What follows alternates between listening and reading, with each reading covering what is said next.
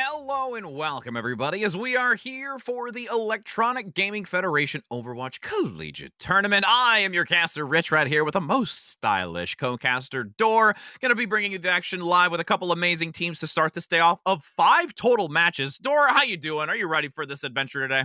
I'm doing it. I'm ready. This is actually going to be my first time getting to cast this new meta, which I'm Mhm. really excited for. And that's the best part about this meta is you can't put the words meta around anything. You just play whatever the hell you damn well please. And honestly, for a homecoming match like this one between Delaware and William and Mary, I couldn't have asked for anything better, Rich. Absolutely. And you did touch on it. Homecoming. I know that's now for these universities. And we've actually got a couple of few minutes here for us to see some insight on what that is for them and how exciting it's going to be to have that homecoming. So we'll be right back.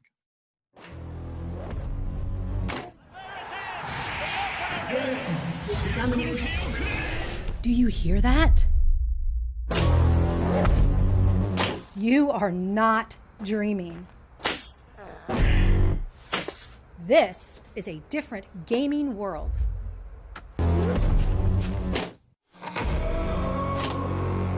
Welcome to esports, competitive video gaming. Hi, I'm Michelle King, Director of Esports for William & Mary's new Academic and Applied Esports program. Welcome to the first ever Homecoming Esports Challenge against University of Delaware. We came to play, Blue Hens. Game on.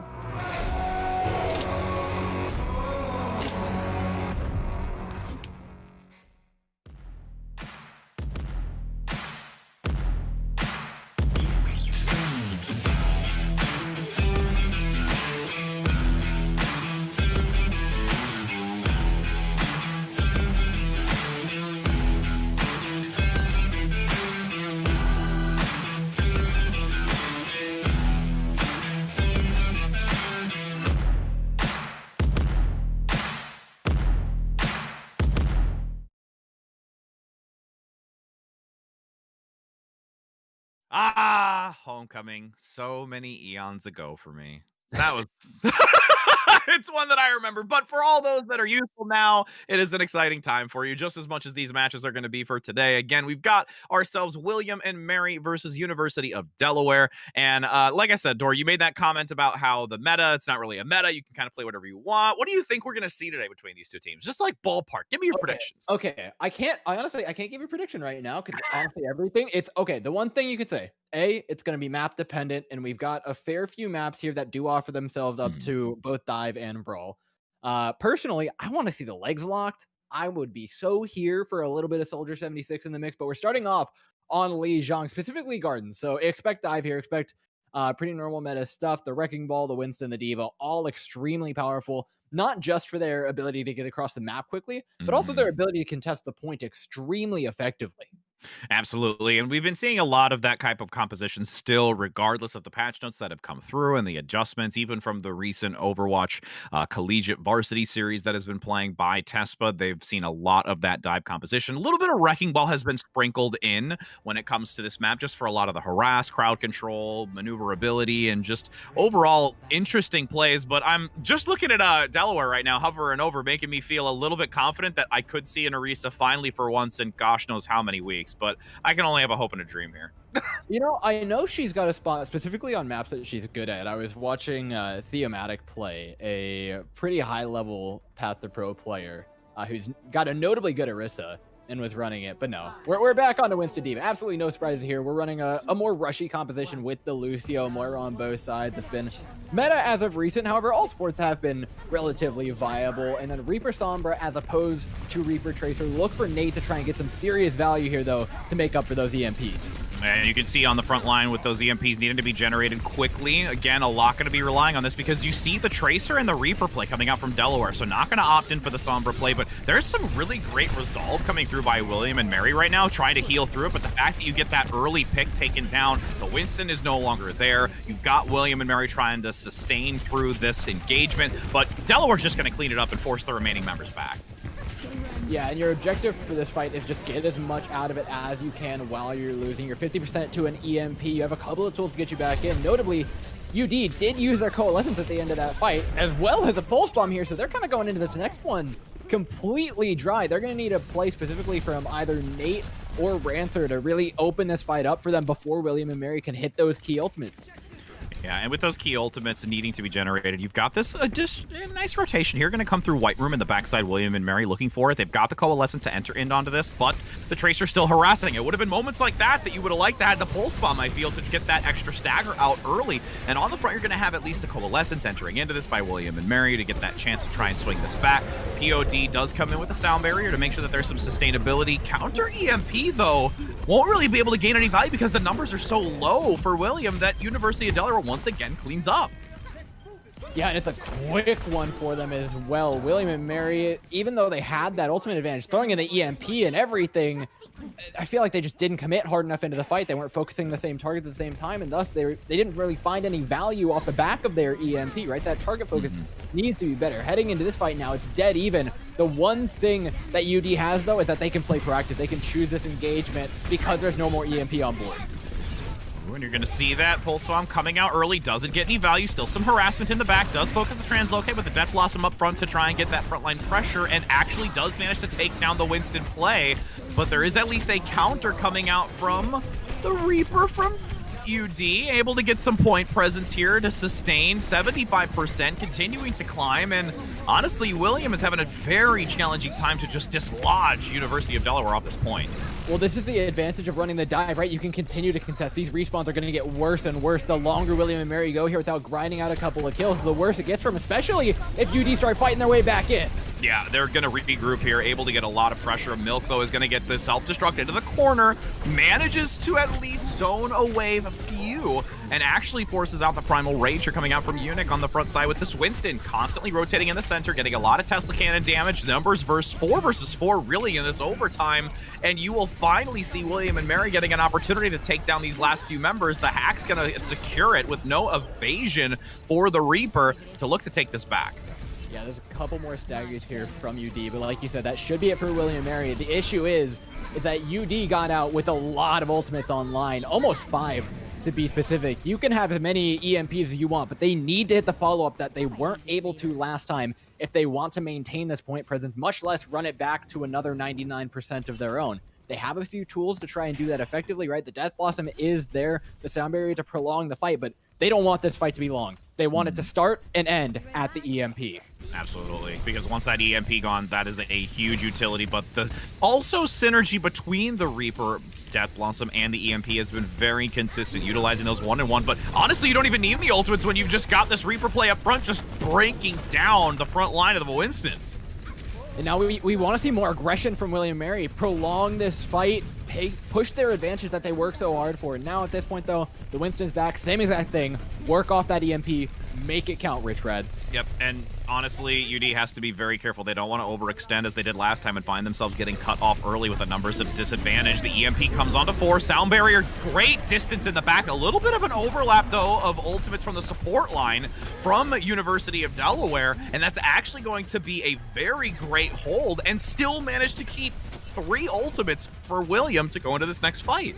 Yeah, it was a little shaky at the beginning, but once the Death Blossom connected, that was all it. The Coalescence is going to be nearly enough to get you through it. They only have 3 ultimates left, but that's more than enough to cover everything that Delaware might want to do here. Sound Barrier timing from TF2 is better. Needs to be, you know, pretty good here, but there's not too much stress on it.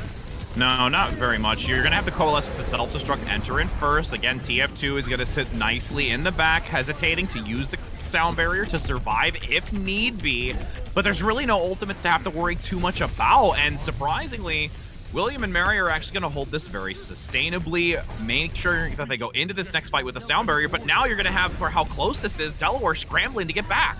So Delaware, they actually have a decision to make here, right? You can commit to it, but you're going to get into the EMP. Meanwhile, Nate has his own EMP, but he has to wait for the hack to wear out. It may be a little too late, but UD have fought their way back in. They've got the frags, and they should be able to get the point. No! Oh my goodness. What a swap back. Again, that response coming out by Nate very late in this engagement, allowing that understanding to know that the ultimate is going to come through, switching it back. And the fact that there was that somber play to counter Nuke was really, really important in that late fight. Yeah, I mean, it's one of those swaps that you have the liberty of getting once you get to the 99%, because you only need that one fight. You only need that one EMP to actually get yourself in. I think things change up big time, though, Now that we're headed on to Control Center, the Mei becomes an option, Junkrat becomes an option, and the Winston Diva is off the table. It's all about the brawl, baby. We're going full out rush. Lucio Moira, it's Reinhardt's getting in there hard and fast. However, two different approaches DPS-wise here between the Junkrat and the Mei. One of these Reinhardts is going to be under a lot of pressure tactically, and one of them, a lot of them damage-wise. Keep an eye out for those Mei walls, but it's a big miss, realistically, from Nuklama to open up the fight. Now it's a big advantage for UD, because that Junkrat's up on the high ground, dealing a lot of damage from the side lane. Yeah, and you can just see that shield going to be just debilitated up front, brought down quickly, and you already actually have a nice takedown onto Delaware. William and Mary in a good spot to take this and start getting some momentum. They had some struggles in that first night in that garden map, but now on this center, they've really held their own and feel confident on this composition. Yeah, I mean, it's the neutral game. Right now, it feels like the tanks are having a bit of trouble on the UD side moving forward. And a lot of that, I gotta say, is going to be due to Rachel, who's been a monster on this Reaper so far, has gotten them so much space. And honestly, every time you move towards this Reaper, it becomes just a boatload of damage right up in your face. It really makes up for the lack of Junkrat. Unique, though, is in a bit of trouble because Nate's coming for him with the tire. Ooh, going around the backside, very low, does get picked off. Great responsiveness by the tank line and also usage of the coalesces to make sure that that is picked off and it's already good use. With that front line, though, Earthshatter's actually going to shut down that Symmetra. Doesn't get the photon barrier up, but does just before. Nice recovery from the support line in the back. A slew of ultimates going to be committed into this. And honestly, this is a chance now for Delaware to come back into it. Even though that there was a little bit of an overcommittance in ultimates, they needed to switch this back so that they could take it and hold to get a percentage of their own. Yeah, and it's absolutely the right move because now you push up to the choke, and that Mei becomes a lot less of a problem when she's the one trying to push through the choke point. Granted, though, there is a Graviton Surge, so a little bit of pressure onto Pod, but it shouldn't be too difficult to hit the sound barrier timing just right. Meanwhile, William and Mary, I mean, pushing in with their set of ultimates is kind of tricky, right? You can get in with the Blizzard, but actually acting on it as tricky. But, oh, what a wall to start things off. Yeah, the wall denying the Reinhardt to escape when it's already lack of evasion. If you don't have the charge available into the Blizzard, makes it very critical. But Nate's going to come through around the backside. Gets a triple. Sound barrier's not going to be enough. And that will be a great, great return combat with the University of Delaware. Yeah, and now it's William and Mary trying to push in. They've still got the Graviton from last fight. They didn't get to use it. UD have less tools, but more spam to throw into this choke. That Junkrat, again, is just going to be a big problem. Nuklama swapping over to his Doomfist. I'm trying to figure out what you're hoping to do with this. Maybe just move in quickly on the Reinhardt, put out some damage, but you're going to get spammed out by things like the Symmetra and the Junkrat. Yeah, and there's also just a lot of crowd control. You find yourself potentially being grabbed by the trap, just even some repositioning by the Lucio if you're going to boop, and just, it's so difficult, especially going into this choke point. I mean, 60, almost 5% here. A pick needs to come through, at least onto somebody for Delaware, but William and Mary can't move through this doorway cleanly. Well, there's the bright side. They have a nice little combo here, but Rachel Knight's not moving it off the back of the Graviton. Yeah, and there's also that early pick. I mean, my goodness, just falling shy. The Death Blossom can't come out in time. Now you're going to find yourself in desperation, and University of Delaware is in a prime position to take this first map of control. Yeah, I mean, we're getting into the last fight territory. Moving through this choke's going to be hell when you're running straight into a Riptire, much less in overtime. I like that William and Mary are going down the side lane, but this is going to be a hard fight no matter what. Rachel Knight needs to connect this Death Blossom. That Death Blossom slowly but surely will find its mark. In the back, Riptire already takes out Doomfist. 6 versus 5. Numbers advantage for Delaware to press forward as you've got the Death Blossom just surpassing that shield, but dodging, bobbing, and weaving around the photon barrier, denying the damage while Nate continues to clean up after the Riptire already gets one onto the Doomfist play. There's a little bit of luster that remains here for William and Mary, but honestly, it's just going to be a stagger fest, and this is Delaware's control map right now in just a matter of seconds. And despite, you know, this reform coming through by William and Mary at the early start, after the few neutral fights and getting into these ultimate economy management, University of Delaware took it very quickly. And I gotta hand it to William and Mary, right? They looked proper competitive for a good few moments there, especially towards the end of the first map, the beginning of the second map, but it's one of those things, you gotta be able to finish what you started. You gotta find those beats earlier, especially on a control map where things can get staggered out for so long by people running Winston Diva, by people consistently contesting the point, by people just causing a lot of problems for you, and then you open up the door for UD to only have to win one fight, or only have to break through here one time, which at the end of the day was what they were able to do, closing out the second map extremely effectively through better ultimate use and better disengages. UD look more coordinated as a front. But I gotta say, there's some really nice little shining moments for William and Mary, especially Rachel Knight's Reaper. I thought was the belle of the ball for their homecoming night so far. Oh, there's probably gonna be a couple more of those tonight, isn't there? About that homecoming, the belle of the ball. Okay, now see. Okay, now when you went to your homecoming, what was your color of choice? That's the question. Did you have like a specific color to match? What was your color that you had to match with? So like proper ball dance night or whatever. The only one I went to was over in was in high school, and so my tie matched my date's dress. Okay, what color? I think it was like a cream gold, and then my suit was navy. So I mean, it worked. I'm not the bit. Looking back with like the knowledge that I have now about being able to dress myself like a real adult, I won't say I would make the same decision, but I mean that's what you end up with. Hey, it's okay. I was in that same realm. Mine was a really very bright, vibrant yellow that accented hers, and it was just very, very powerful, very popping, and it was one to remember. But one to remember is actually going to be our quick promo that we're going to toss to for a moment. So we'll be back with that second map coming up in just a moment to see if UD is able to continue on, or if it's going to be William and Mary managing to take the second map.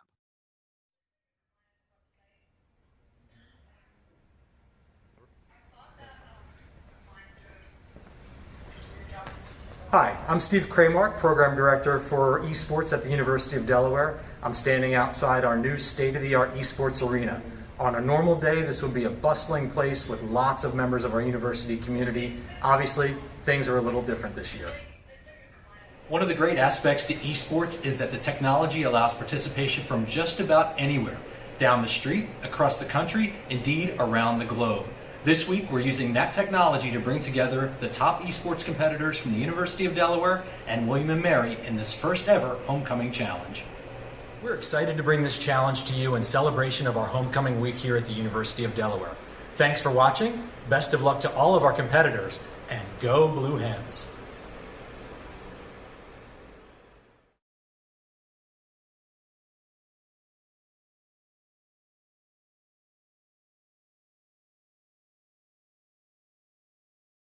Welcome back, friends. We are now about to enter into map 2, and what a lovely space that looks like, as you can see in that promotional video. I mean, my goodness, I wish I had that in my university.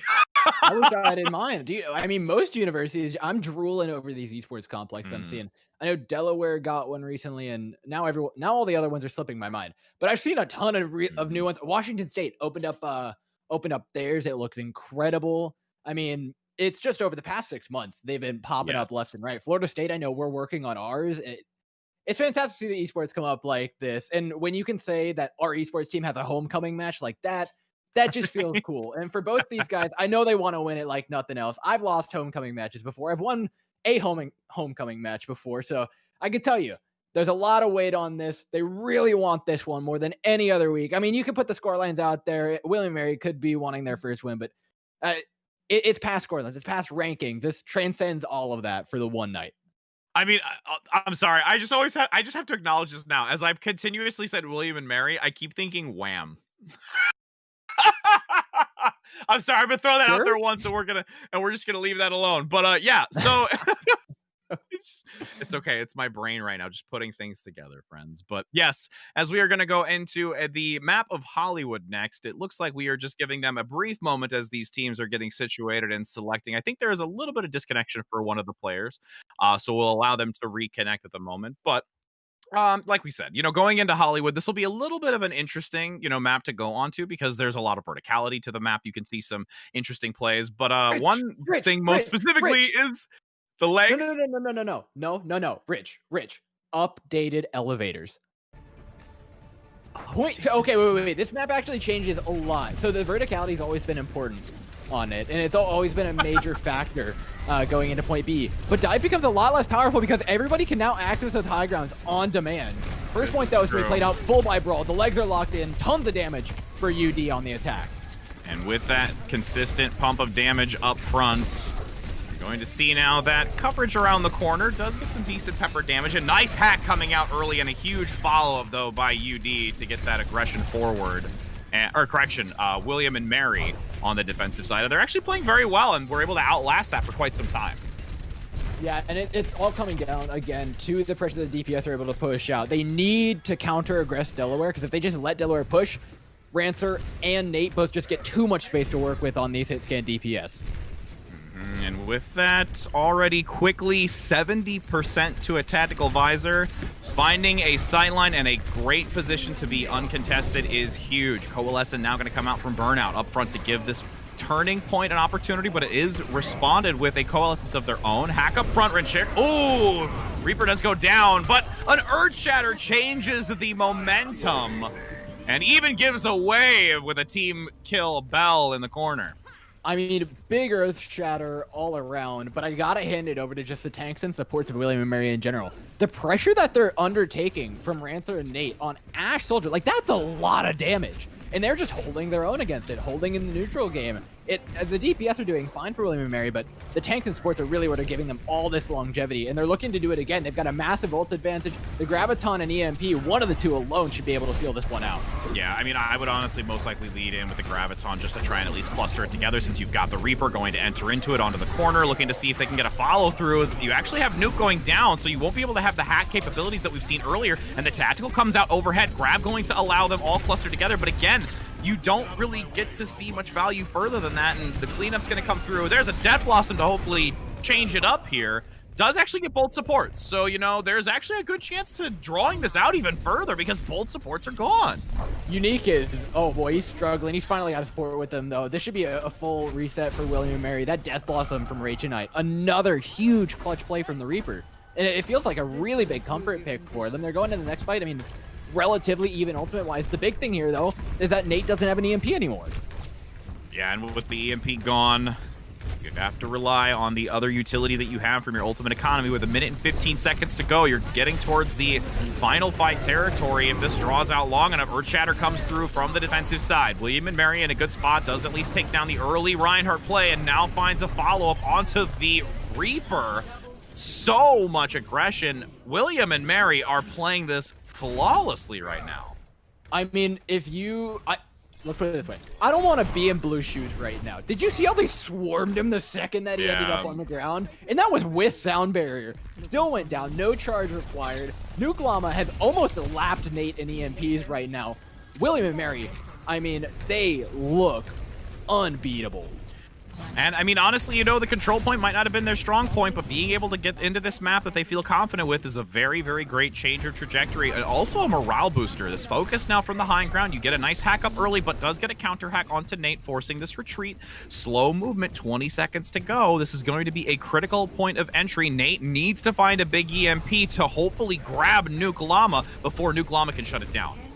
William and Mary know full well what's coming their way. They're trying to spread out and dodge this for as much as they can. Oh no, TF2 is better! He didn't get hit with the EMP! Oh, it does have the sound barrier, and now it's going to allow Nuke to survive as well. No focus fire. It'll fuse along with the Graviton coming out from William and Mary. The cleanup is there, but there's still few members of University of Delaware to survive to keep this point active.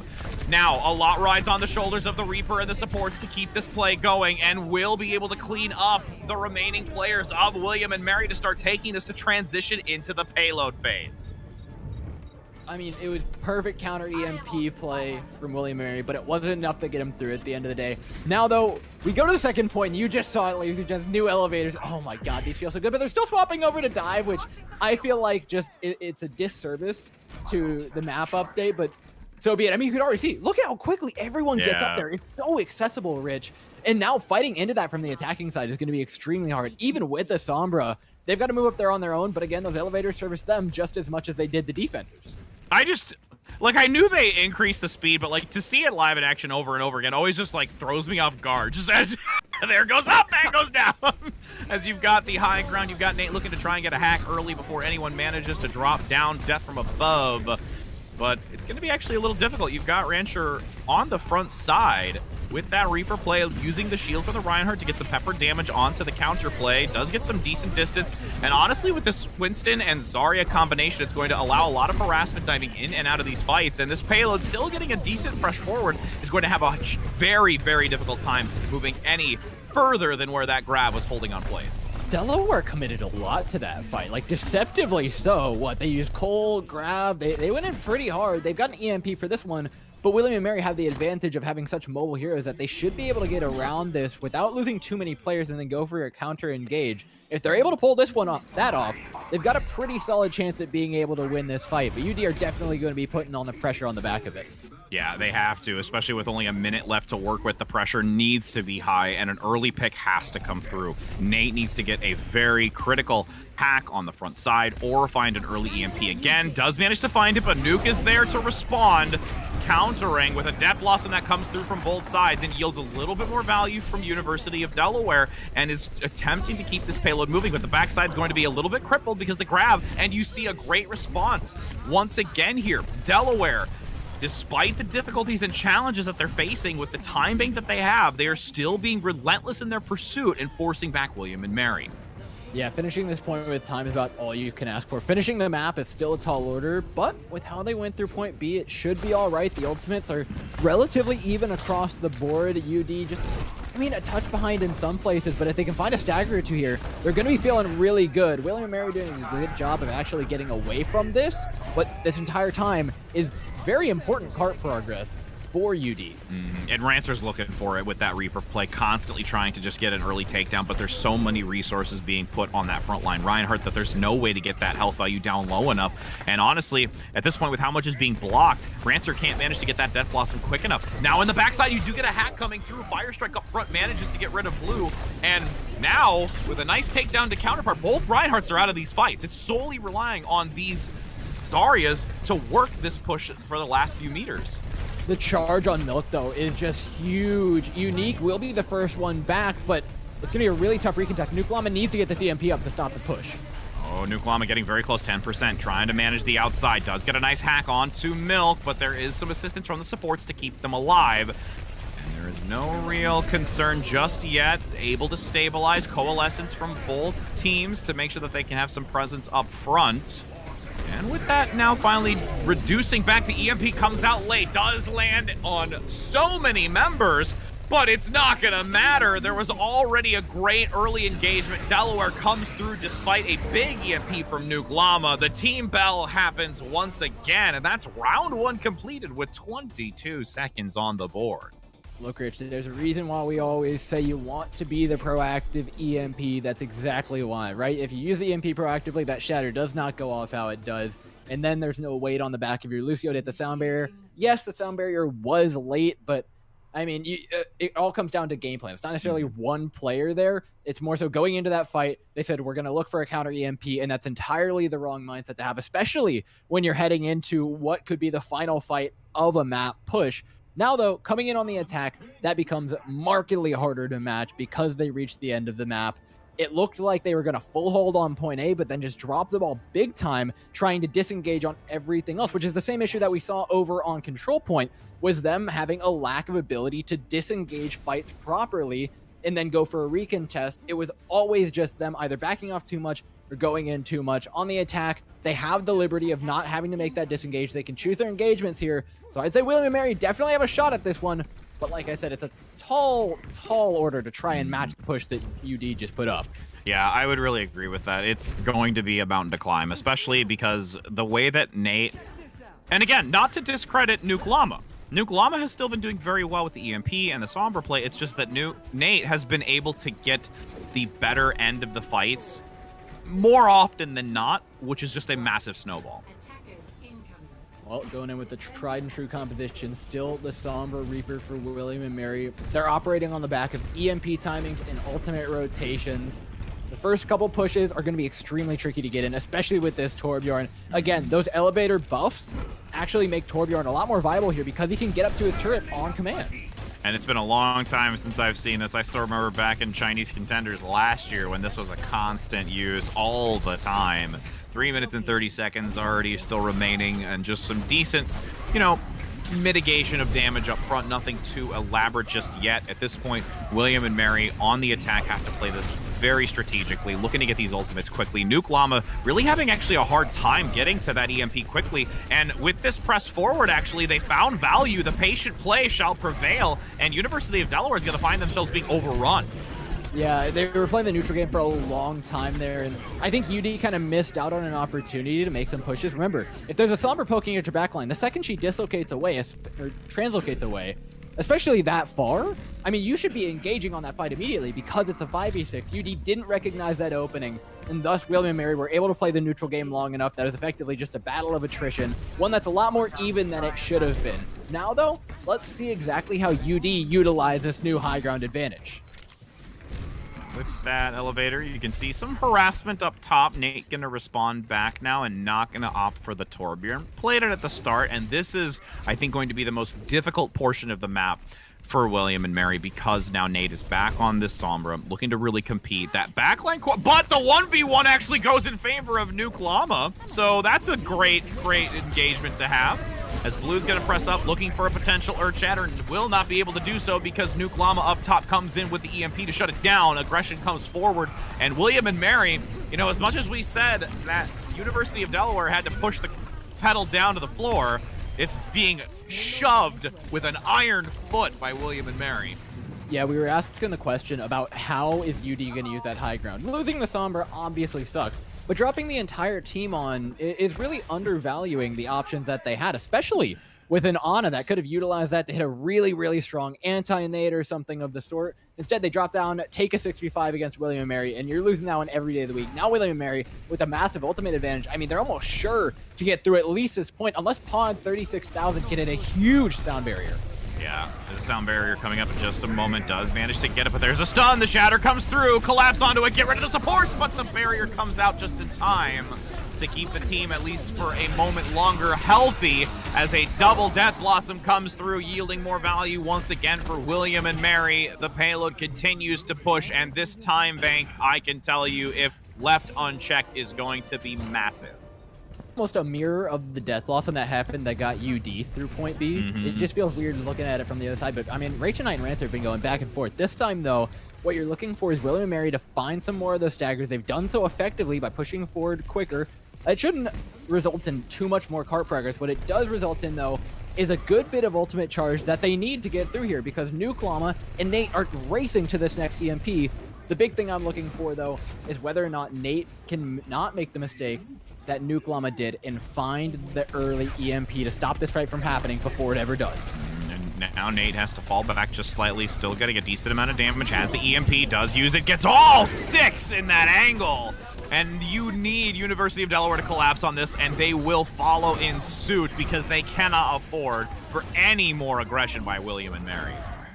All right, solid stuff from UD so far. The Shatter, it's a nice follow-up, but also it kind of leaves them without too many ultimates in this next one. And William and Mary, well, they've got a whole pocketbook full, right? They've got the Coalescence, that's nice, but the EMP, Shatter, obviously a huge combo. With the cart progressing backward, though, UD might be able to get 2 fights out of this. Oh, Alondri, though, in the back, she kept enough distance with that to also fuel. Great uses, combination, cleaning up here. All ultimates now gone except for the grab. There's going to be one more recontest by Delaware, though. Yeah, and this is exactly what that EMP from Nate earlier got them. Cart distance that matters. That gives them one more shot here to come in and fight it out. And with that defensive shield already been placed on the Ryan up front, continuing to swing, nearing that Earth Shatter for Blue, but Nate being taken down is not what you want to see. That golden box of completion here just in front. VIP, very important person indeed coming in for this homecoming match as they want to get to the dance floor, or in this case, a cinema. With that grab going to be available. Doesn't manage to actually get thrown out, though, because the Reaper follow-up from Delaware continuing to hold on to this. Just under 4 meters, 3 minutes to work with. And, you know, honestly, well done by Delaware to come back with the respawn advantage to clean this up. Yeah, it's going to be another dead even fight. Rachel Knight, though, and Nuke Llama. Big combos on deck. Can they be proactive? They're in the exact same spot on the defensive side. This time they're doing it from the attack. There's no way they make this mistake twice. They have to pop that EMP immediately before Nate's able to get his up. Yeah, Nate right now is just gutting for it. Needs it for this engagement. Both are active now. Finally comes out in the backside onto 4. Milk throws out the grab, though, to try and lock down a few members. There is Ranchanite with that Death Blossom. Can't get nearly as much value, and a counter Blossom comes out by Rancer, along with the assistance of the Coalescence. Another hold here to continue reducing that time bank. Oh, the EMP whiffs, and I'm starting to lose faith. Nukalama looks so good in the neutral game with this Sombra. The hacks are solid, right? Charging up EMPs relatively quick, but if the EMPs aren't connecting, then I don't know what you're playing the hero for. UD look fantastic on the re-engage, just like they always have. It's their big advantage in this match. The ace up their sleeve that's gotten them as far as they have managed to get, and now it's all about the shatter. Can Blue hit another big one, or does Unique end things here and send them on to the end of the map? Yeah, Unique up front, waiting, bobbing and weaving with that shield to find an opportunity to drop the hammer. Does go up front, doesn't get the Ryan, and Blue is there to counter. Shatter swivels around the payload, evading that, and now will allow Delaware to continue holding, and it's those minor slip-ups and positional awareness from Delaware that's causing them to really take this. Blue, and now they're pushing out. Oh my god, I love this play, actually. They're going for extra value. They're double dipping. They're going in for just, you know, the extra credit, to say the least. And that means so much for them, because look at the ultimates. Now they've got support. So they've nearly got their next Death Blossom. William and Mary, nothing in tow but a poor coalescence. They've got to make this fight last, because it's going to be their last one. With this amount of time and this amount of ultimates, they've only really got one shot, Rich. Yeah, Laundry, she's going to lead in with the Coalescence, getting some decent harass on the front side, but it's easily responded by from Burnout. TF2 does get a takedown onto Blue, though, which is critical. The Earth Shatter's not going to be generated quick enough, but at least will be there for the next fight. 35 seconds, Death Blossom comes out. Rancer in the back does get the support, looks for the follow-up as Milk gets another pick onto Unique. 30 seconds to go. Delaware's in a prime position to take this second map, but William and Mary are not out of it yet. Look, I mean, 3 strikes, you're out. If Nuklama misses another EMP opportunity here, that's it. And that might have been their last fight, but it's going to force them to rush into this one. They've got very little time, but they need to execute this perfectly, Rich. Oh, grab comes through. EMP's actually going to be forced out into the grab. You will have one-on-one exchange. Blue is out of the fight, and now Milk's going to be gone too. You get the value from William and Mary on this Reaper play. Has to be absolutely perfect on the remaining push of this. The cleanup from the side. You're going to have both Nate and Rancer still continue to maintain despite that Blue early takedown, and Milk. But, oh no, going in for the charge. Going to be a little aggressive here, managing to try and keep it into the overtime. It's going to force them back. The regroup is there. Delaware has the chance to shut it down, and they come through in the end, despite the opportunity with a lonely Bastion towards the finish. Delaware coming out strong and holding for over 4 or 5 minutes into that last phase. I mean, UD look fantastic, and all of it comes down to their ability to disengage these fights. They've done it perfectly, I mean, damn near every single time. That point C was a masterclass in being able to come in for recontest, turning the ultimate economy around, always matching William and Mary, never playing from the back foot, and a lot of that comes down to how they were able to plan out their fights beforehand. And while William and Mary do look good in the neutral game, it's when those fights actually break out, it becomes very clear who has a plan and who is actually driving the car in these fights. And William and Mary, while they've got some loose ones with these EMPs, they haven't actually solidified them. And I don't want to put all the weight onto the Sombra, right? It's also how you follow this up. The EMP that they got going into point C that started that whole contest and that started that whole stagger out, that started that whole hold for UD was actually really big, but the team's target focus afterwards was just not there to make it count. And so while you can see so many great ideas coming out from William and Mary, none of them are actually complete, and UD are happy to just play their game and take advantage of it. 100% agree with you. And, you know, going into this next map, well, before we go into the next map, we will have a short break. But yes, will William and Mary be able to kind of reel it in a little bit, find themselves in a better position? Because they are putting up a good fight, but just unfortunately falling short just at the last few meters. So we'll be back in just a moment as we enter into our third map. But again, we're going to see if we can keep this going, and if we're maybe going to see finally on broadcast a non-3-0. I mean, Dor. So we'll be back in just a moment, my friend.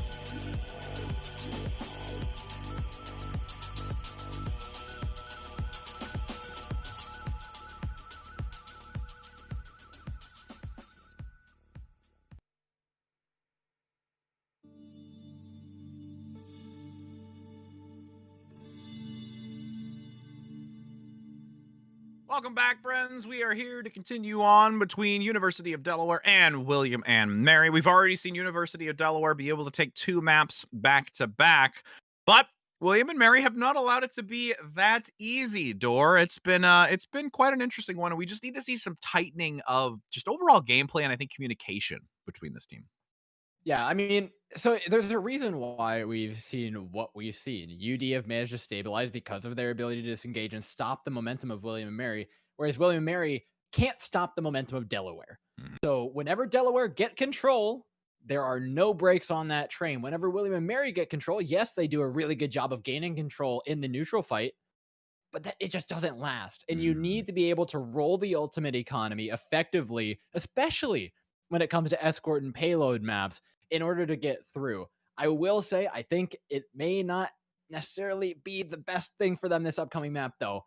Volskaya Industries is going to be 2CP. You need to have some strong ultimates and some very decisive fights in order to win it. William and Mary are yet to show us that, but they've got one more map to, try and clean it up.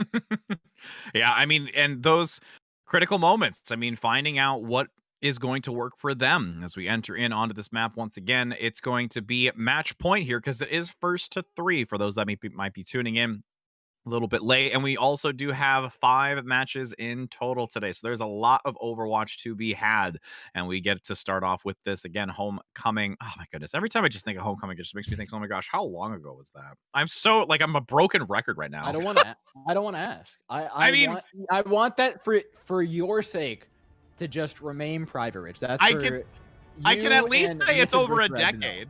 I know, right? The funny part is it actually was Miss Rich Rad and I. Could I be from high school? So I'm scared, Rich. I feel like I could be your child. How old are you again? I'm 21. Okay, no, that would not that old. Not that old. Okay, we're good. I will take that as a compliment and run with it. Okay, we're safe. We've asserted at least that much. Rich is not like old. I'm not old. I'm just like kind of like semi-boomer old. But it's okay. Okay. We're hopping in now onto Volskaya Industries, and we're gonna now see this defensive side first composition be of no surprise. But I'm really curious to see if Nate's gonna stick out this Widowmaker, or it's only gonna look for an early lead pick. I'm kind of here for it. We'll see whether or not it works here for UD. But William and Mary, I mean, they're back on Reliable. The Reaper Summit, they just don't want to get off it. For defensive, it may work out a little bit better for them because they're not the ones deciding a lot of these engagements. On the attacking side, I want to see them mix it up because UD are already most of the way to point. This Widowmaker's uncontested, even though she's playing into dive. Somebody's got to push this lady.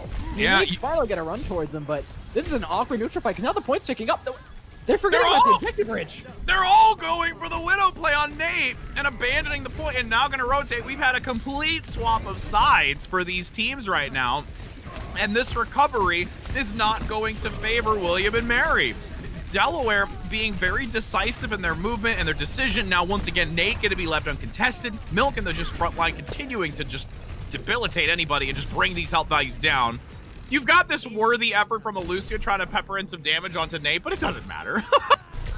They spent all that time, all 6 members trying to kill Nate, and look who's standing. Well, I guess Nuke Llama got him at the end. So, I mean, it's a consolation prize. There you go. Wow, good job. Pat on the back. Put it up on the fridge. I don't want to be demeaning, right? They identified the Widowmaker. They were correct to go for it. It's a little bit late there. And now University of Delaware is coming into point B with, not the greatest ultimate advantage, right? Since they didn't actually have to fight that much on the first point, they don't have that much snowball potential. William and Mary, with their spawn advantage, should be able to stabilize here, provided they're able to win that neutral game like they've been able to historically. Nuke in the back, looking to get a decent hack here on this defensive side, but already 2 are down. Delaware coming in and putting this foot to the floor, just rushing, and now you've got a Death Blossom into a small kitty corner room with no one to touch. 5 minutes and 7 seconds on the time bank. What just happened? Okay. If I'm William and Mary, nothing happened. I'm putting it out of my mind that absolutely, we're starting out on attack. That's got to be their mindset right now. Because first point was it's a wash. You made one bad decision, and that's it, right? Everyone's going to make those kind of mistakes. You just have to be able to accept it and run with it. Second point, you get a little bit snowballed. You're already losing momentum. Your mental's not exactly there. Your target focus isn't exactly going to be the same.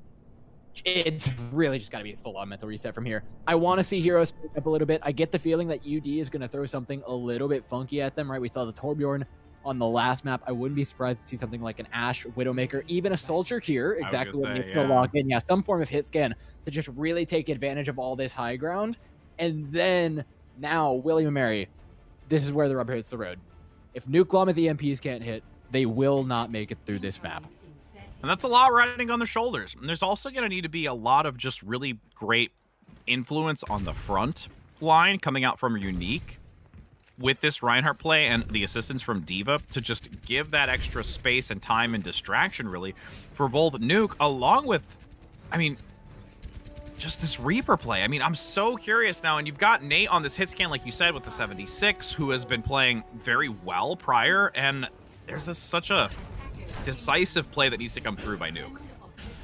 Yeah, and honestly, I feel like outside of just the follow-up on a lot of these EMPs, the game's been pretty neutral, right? The tanks have been dead even. There's been shatters both ways. The supports are doing a fantastic job on both sides. Honestly, hats off to them. MVPs all around, but it's how they follow up and how they use their ultimates, and that's why I go down on how they play in these fights. But this is a good approach from William & Mary. They're going to utilize this high ground and try and push Nate off, or at least take advantage of it to get some serious damage in. Yeah, they're going to rain it in from over top, and again, maybe get a rotation here to get Nate in the backside, which again, who has still been able to sustain, really hasn't had too much attention thrown his way, a little bit with the Fire Strike and some other things, but already at 50%, feeling comfortable. This rotation, now Nate's going to fire a lot into it and force that high ground down to the lower position. So now at least William & Mary can rotate towards where this Mega Pack is to use to their advantage as well in this small room to try and collapse onto Delaware. So far, this has been wonderfully coordinated from Delaware, though. They've rotated around, taken everything that William & Mary have thrown at them, but now comes the real push with this Coalescence, Rich. Healing through quite a bit of the front line. Unique needs to be careful, though, getting very, very low. Nice hack as well, going to come out to try and sustain an opportunity to push out, but Nate is just waiting with this tactical visor. Opening up with the shield down, Milk gets the kill on to TF2. Here comes the forward push, and this is where I think the hesitation lasted too long, and William & Mary needed to act a moment sooner. So a lot of the idea of what William & Mary are going for is A, push Nate off high ground, and B, give Nuke Llama time to actually build up their EMP. They don't want to take a fight without the EMP, and that's understandable, right? Yeah, they haven't followed up on one, so what, so be it. But Nuke Llama didn't get an EMP up. It's been 2.5 minutes now, and we're at 80%. With all of that neutral time to be gaining an EMP, Nuke Llama wasn't able to, and so now they're coming into this fight, still trying to charge one up. UD have a lot of ultimates trying to end this one early. That Graviton and Visor from the high ground, though, are going to be especially deadly. Yep, and trying to peek the corner, still holding on to the tactical. Now the Grab's going to come through and return with the sound barrier as well. EMP from Nuke Llama. This has to be massive. There are so many that are down up front. Unique coming in big with a triple, and will be able to take this first point. I honestly think the sound barrier there from TF2 is better. Was the fight winner, but nonetheless, I mean, 5 ultimates for a point A, including your EMP. There is zero, and I mean zero, snowball potential. They're pushing into a Death Blossom, into a Shatter, into a Coalescence of UD's own design. It's going to be a tough one for William & Mary. Nuke Llama needs to get that EMP up. You got another 4 and some change minutes in order to do it. This competition is just so reliant on the Summer being able to find value and already being slowed down to that ult charge. With Fear Chatter already ready on blue. Keeping an eye of where this movement is. Nate attempting to generate a quick EMP of their own to try and stay in tandem. And with honestly how quickly Nate's been able to do it in the past and how slow Nuke has been having a trouble against it, Coalescence is going to come back into this fight, pressing on front. Blue has to actually force the Shatter, but gets blocked. Doesn't manage to get any value once again. And I think William & Mary is going to be just in a very challenging position right now, but they actually still find 2. The Reaper in the back getting a great engagement, followed through by Nuke. You don't need an EMP apparently in this fight, and push on to point B. And this is actually going to be a really great opportunity to take this just right now. I don't think we've ever seen UD drop the ball like this. None of those ultimates connected, but Ranther didn't even get to use theirs. As long as the target focus is pretty good here from William & Mary, they should be able to stop the staggers from being too bad and get their way through B. What a way to land on your feet from W and M. Going in, winning that neutral game, pushing aggressively and confidently to take themselves through to a second round. I mean, that was the whole second segment. It almost just felt like Delaware kind of like just dropped their guard. Like, they allowed it to kind of happen, and I don't think they were ready for William to make these decisive plays, be aware of the earth shatter that came through, nicely blocked, well-timed, repositioned, and I mean, now Delaware, there's still a decent amount of time more, almost 2 minutes surpassing Williams, which is going to allow William to attack first because they do only have the 2-minute time bank. And I think Delaware now, if they can continue to maintain, though, on this defensive side as well as they have in this previous round, they should be able to hold in this first point. Yeah, I mean, well, look at it if you're in the shoes of UD. Mm-hmm. You've been playing footsies all game, waiting for EMP cooldowns, and just being comfortable against William & Mary, and that's where they got lured in on that last push. Whether or not William & Mary can do that again, it's kind of a big question. I'm almost certain that UD is going to be ready for it this time. Are William & Mary able to have that same amount of effectiveness, though? Because it was the right play to push in quickly. But whether or not if that's successful is kind of the big question here, because it's been sparks of greatness, opportunities for them to push in and take advantage of these, and it's been a real coin flip for them so far, but they need it to come out in OT.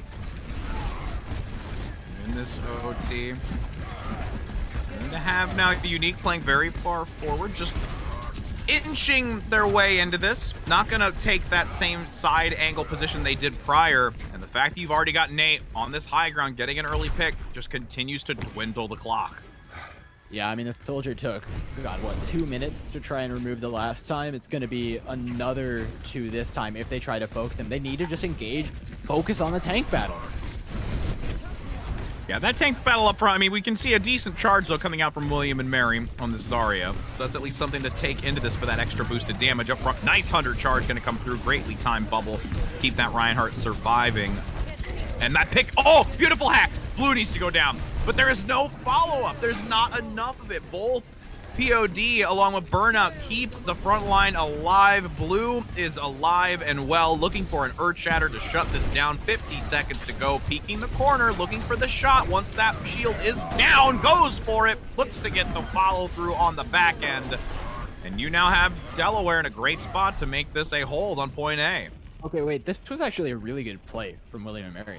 Right, so UD are coming into this with only visor from the high ground. Realistically, W&M should be able to at least get the EMP off before this fight ends. They've got a sound barrier that's ahead as well. If they push it aggressively, they're going to hit their ultimates first, and that time bank is going to force them to do it correctly, whether they like it or not. You have a lot riding on the shoulders of Nate here up top.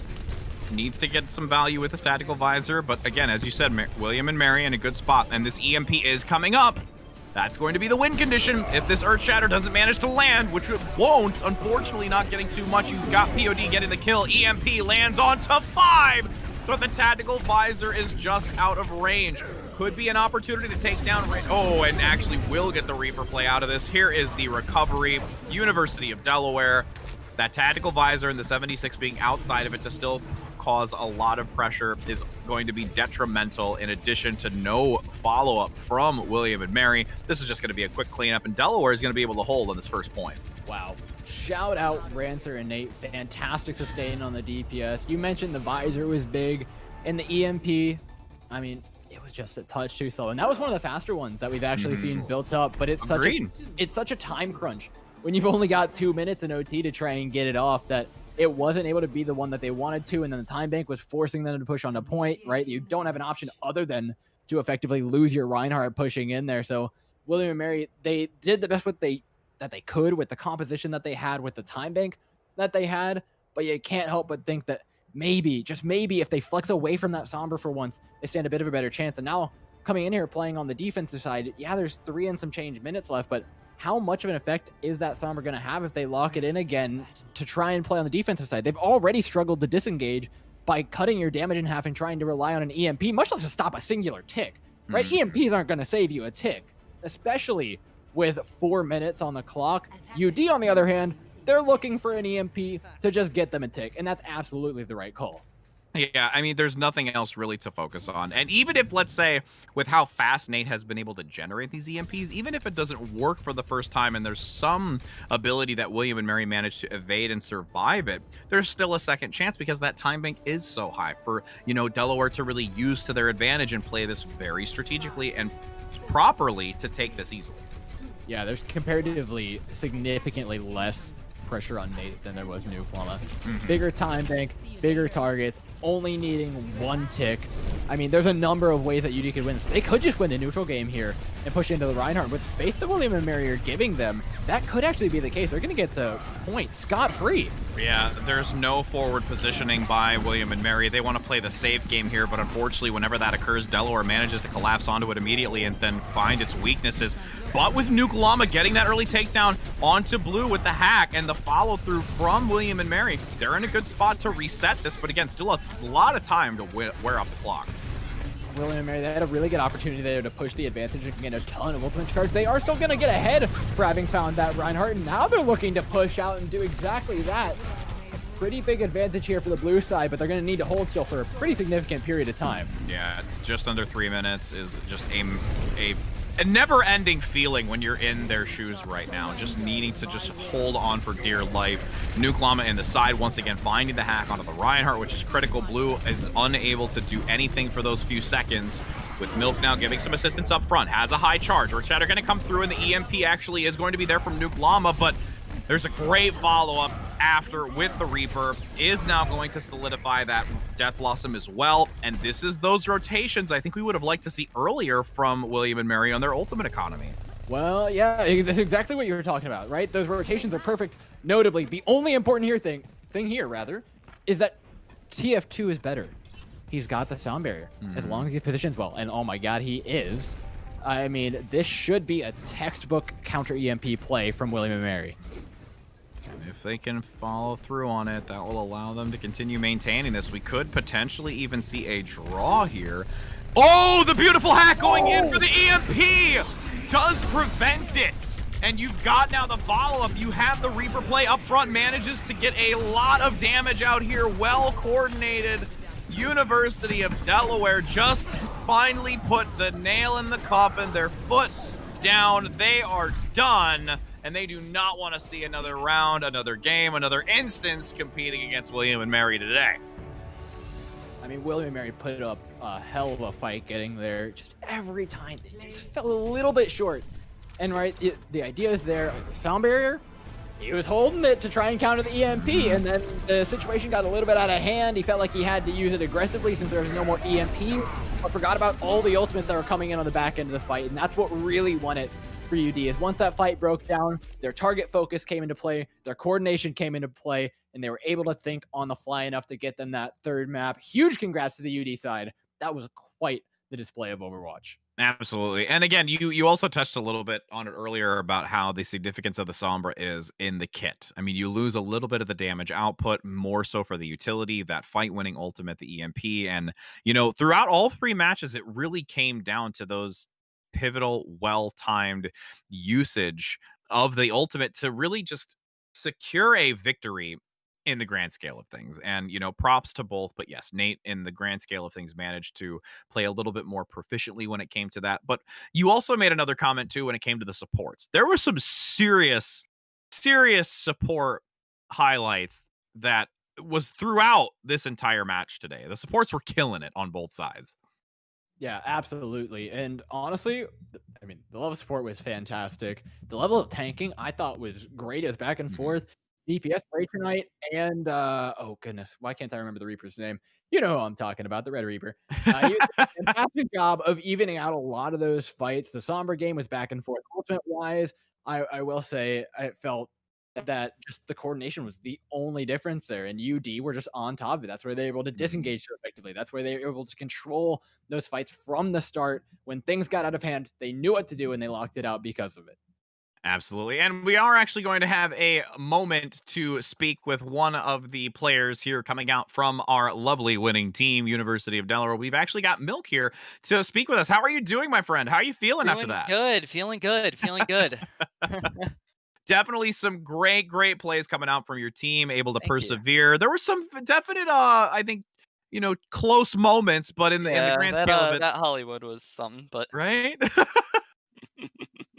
Well, it's a pleasure to have you here, my friend. And I mean, honestly, Thank and you. just a really great week again with the homecoming match coming up to feel Yeah, like that you're was great. confident in winning it. So congrats to you. Thank you. Yeah, that was good.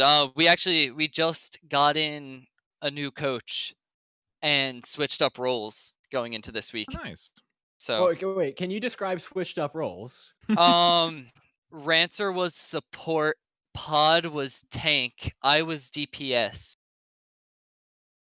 Huh. That's quite I, quite you a guys look shakeup, really good for switching 3 roles around. right? Yeah, we.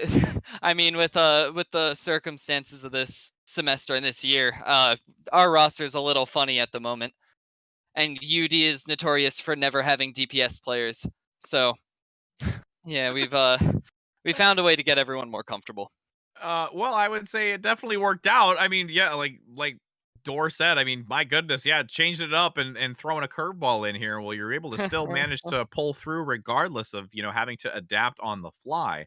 And with that change up, how have you what steps have you taken to help refine these types of, last minute changes going into these types of matches? It's really been our new coach, Hidan. Mhm. He's been fantastic.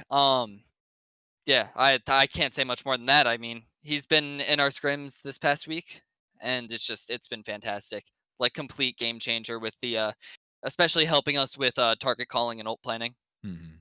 Yeah, the Yeah. target focus was something that I hit on a lot. It was one of the big differences between you guys and William and Mary was how well you guys were executing on that and the focus that you guys had. The targets were just getting burnt down quicker, especially in the midst of all that team fight madness. Now, before the fights, you guys were clearly doing some pretty intense planning. You had very strong ideas of what you want to do during the fights. And given that William and Mary were playing the same composition for, well, the entirety of the match, were you guys able to figure out more and more what the weaknesses of them were during those team fights to try and change your targeting a little bit?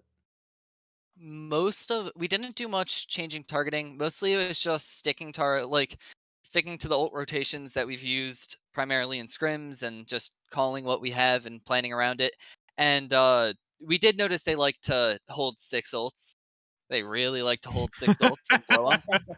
So I mean that It's helped us it's prepare a that little go bit. big or go home mentality. I mean, especially on 2CP, it's fantastic. I mean, you saw it work. Like it Mhm. is very good on 2CP because you Absolutely. get the point for free. Well, and I mean, again, being able to adapt and pay attention to those types of things from your opponents is something that continues to prove your team's worth and how they're able to really adapt on the fly, which is amazing to see. And as you continue to go through EGF, what is it that you look to see coming from this patch change? Do you feel that 76 is going to be something that you're going to continue kind of rolling out in certain situations? Is it something that you're confident on? Are you more so kind of testing the waters right now? Where's your thought process with that? Because we did We're see kind 76 of a couple times with it today. yeah, we've tested him out a little. He's interesting because you basically play him like a sniper, Mhm. just taking a far off like crossfire. Mhm. But like if you have the point presence of like these brawl like Ryan Zarya Reaper Sombra comps, like there's only so much you can do, especially into EMP, because you're usually running him over the Sombra. So like, Yeah. because running him over the Reaper, you just don't have enough pressure in your front line. So like if you're running him, you don't have the EMP, which is pretty huge. Yeah, I mean, Laser Beam 76 is definitely going to be something that defines the meta for a hot second here. But I want to talk a little bit about that Hollywood map and not exactly the struggles on it, right? You guys did a fantastic job of stabilizing. I want to give you guys massive props for that defense that you put up. But I want to talk about point B because Rich and I talked about it a little bit before the match. Those Yes. elevators Oh, they're change a fantastic. lot now. Well, first of all, yeah, they feel great All to right. use, but they also allow Ryan Zarya to utilize that high ground a lot more effectively. Have you guys noticed that in a lot of your matchups? We I don't know if you saw on point B on defense, we went immediately up there just because we were like, hey, the elevator changes are here, and then we realized, wait, but they're on the low ground on point. We can't do anything. We have to drop anyway. I don't think it's I don't think it's huge for Reinzar. I think it's huge for I don't even know. I guess if you're on attack, you can take them up and then drop on the enemy team. But Mhm. like, I don't know that that's actually better than holding a corner down on the ground. Okay. It's really best, it seems, for setting up something like a soldier. He can get up there without worrying about timing. True. That's very true. That could also kind of work its way back into this, but I mean, elevators or not, regardless, there was still some great play, and Hollywood was definitely an interesting one. That was quite Yeah. quite a great perseverance on the defensive side, where you Yeah, saw yeah, we William really and Mary. we cleaned it up for third point. There you go. Well, we do want to say we Yeah. greatly appreciate your time, my friend, for having a few words with us. Oh, yeah, You thanks had for a having me on. stellar match with your team, and congratulations is well worth it for how you played against William and Mary. So we hope you have a wonderful rest of your day. We've got a lot more Overwatch to come, my friends, and we'll look to see you hopefully maybe in another match sometime soon, Milk. Sounds great. Thank you. All righty, take care, my friend. And for You those too. that are tuning in, like we said, we've got so much more Overwatch. That was only one of 5 matches that we're having today. So we've got a lot going on. We will be showing you another match here in just a moment. I will be casting another Widor, and then we'll have a little bit of a change up here with casters, but don't go anywhere because we want to continue the action being brought to you live, my friends.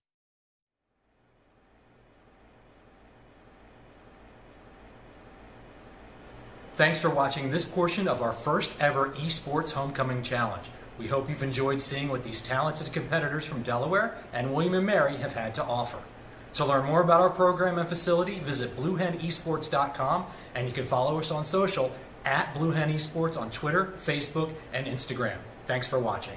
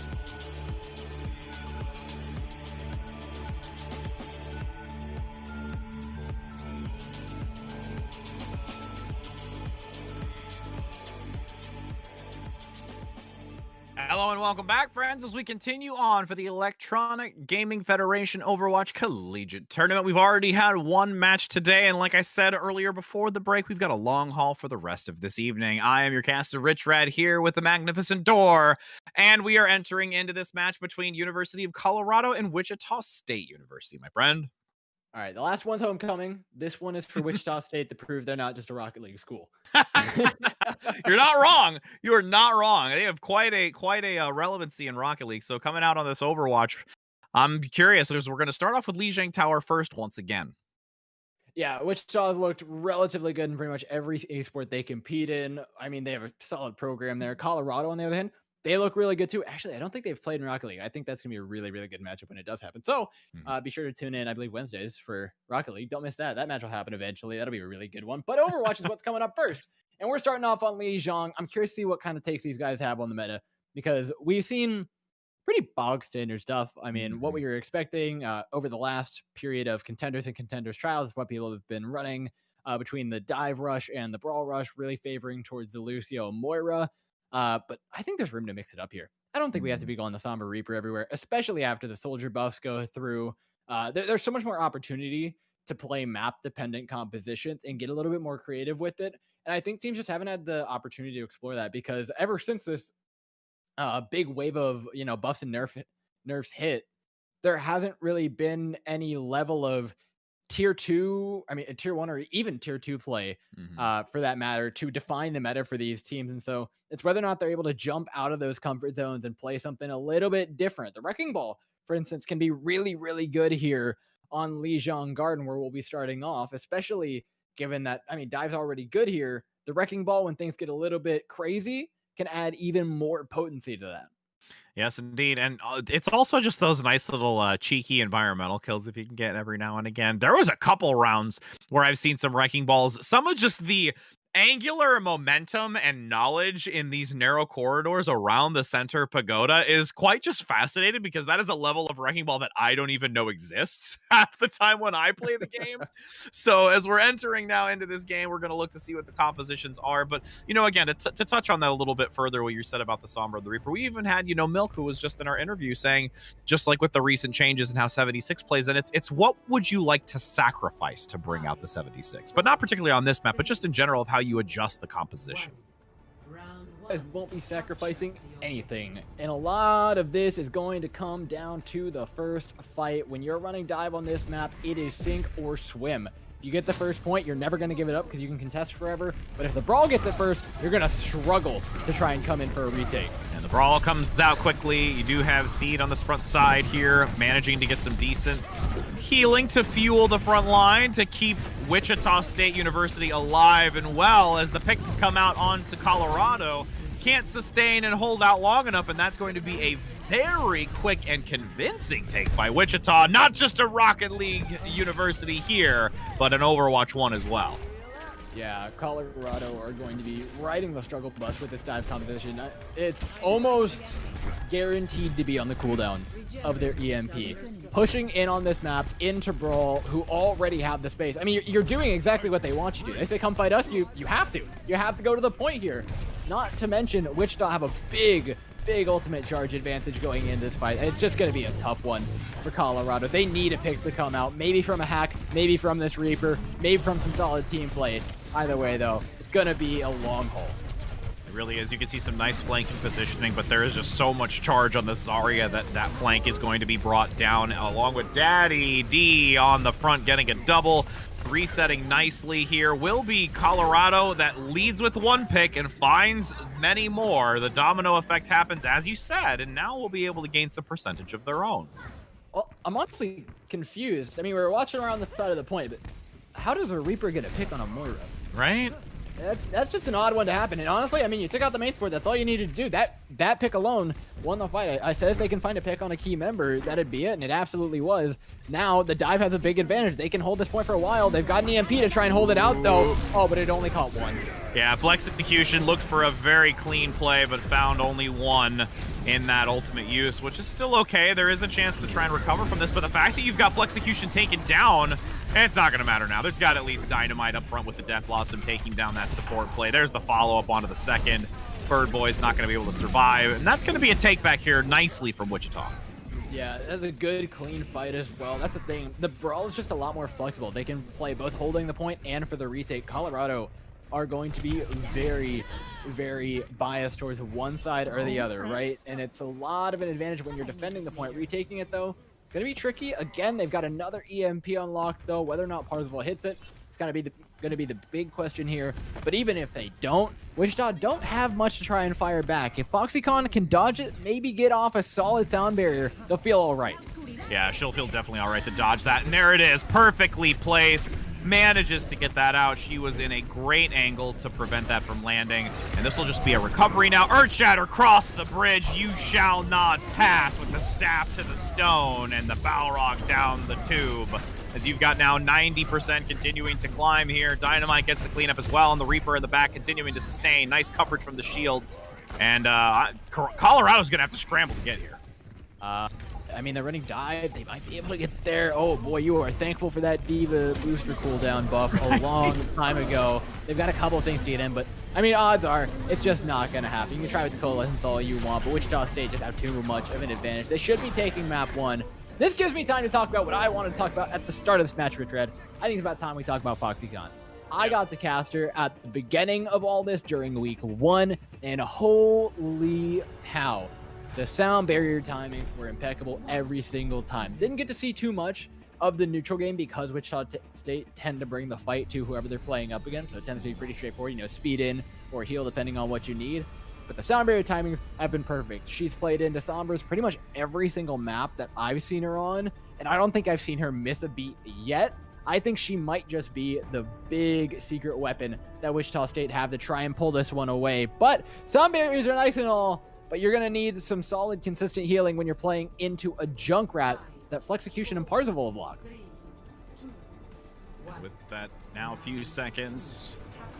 Ooh, there was an actual glitch. Sorry about that. Had a glitch there on my screen. Couldn't see exactly what's going on, but we're going to take a look now as you've got Flexecution with the Junkrat going to come out here onto this. There we go. Both Junkrats. No May, though. No May here, Dor. No, I mean, it's 2020, Richard. Get over your May. It's all about the junk right now. And honestly, there's a big advantage for the team of the Symmetra coming out of the gate. Had a mass positional one, but Colorado were able to fight their way back. Parzival did a great job on the Junkrat, just pressuring down the Ryan shield. I mean, it's a pretty straightforward fight. Just chuck the mines in, hope your shield breaks second. And you know what? Colorado had that advantage. Now they get to hold the point. Indeed, gonna get some decent percentage here gained right out the gate, which is an opportunity for them to try and equalize. And also a nice pick onto Flexecution. Once again, just really buying some time to generate percentage here. And honestly, this is one of those things that's gonna be really interesting because typically we see the team that takes the first map is more often than not statistically the one that takes the map control. So Colorado coming out very strong in this map, feeling confident to try and hold back with this push forward. You're gonna have at least the Coalescence enter into the fight, but nicely responded back by Elecit, as you've got this Riptire around the corner, looking to get the potential pick, gets a double bull, DPS gone, and now you've got Colorado cleaning up. Pull up, cleanup is not the word you're looking for. Fighting for the point is exactly what they're doing, and while the percentage continues to tick up in their favor, still a couple more picks to be found here, and the blue team will be coming back first. They have a distinct spawn advantage here. They gotta look out for this Reinhardt. Oh boy, they're Oh my goodness. You're going to now have a decent ultimate going into this, at least with the grab, to try and keep it. Funkmaster as well, also having this Earthshatter very, very near. 40% still. There is a lot in favor of Colorado right now, but the grab is going to come out first. Here comes the Riptire to try and counter. If anybody plays forward, does get rid of Funkmaster, but now the Death Blossom comes in to get some follow-through once again. Both of those DPS ultimates really gaining so much value with side-by-side usage. Yeah, I mean, it was a solid hold for Colorado being proactive with their usage of ultimates. Wichita State, I mean, I struggle to see them coming back in this one, especially at 85%, but they've got the tools. I'm looking at Fluffy but Deadly, man. The only big ult up to try and end this one, it's got to be a Fatty Shatty. Yep, need it now. has to gain value with 5% remaining. Wichita pressing forward, looking for an opportunity. The Coalescence is going to lead in for that extra healing and damage to try and whittle the few remaining up front health values that are high. Takedown comes out. Dynamite gets one on a Funkmaster. You've got the sound barrier coming out from Bird Boys to keep the team alive for Colorado to sustain and bring this into a third map right now. On to Night Market. Coalescence has to be forced out once again by Illicit to keep this pressure high for Colorado and try and reform back onto the point. This is quite a scrappy fight between two. Numbers advantage is still in favor, at least on the point presently for Colorado, but is being reduced heavily back and forth. I mean, my goodness, that Death Blossom with the shield is going to allow a little bit more space for this cleanup. Colorado, along with the Rip Tire from downtown, just in case this is an insurance policy, will make sure that this hits the third map. You know, I feel bad for the individual players of Wichita in that last fight. It was a fight that they came out and should have won almost immediately.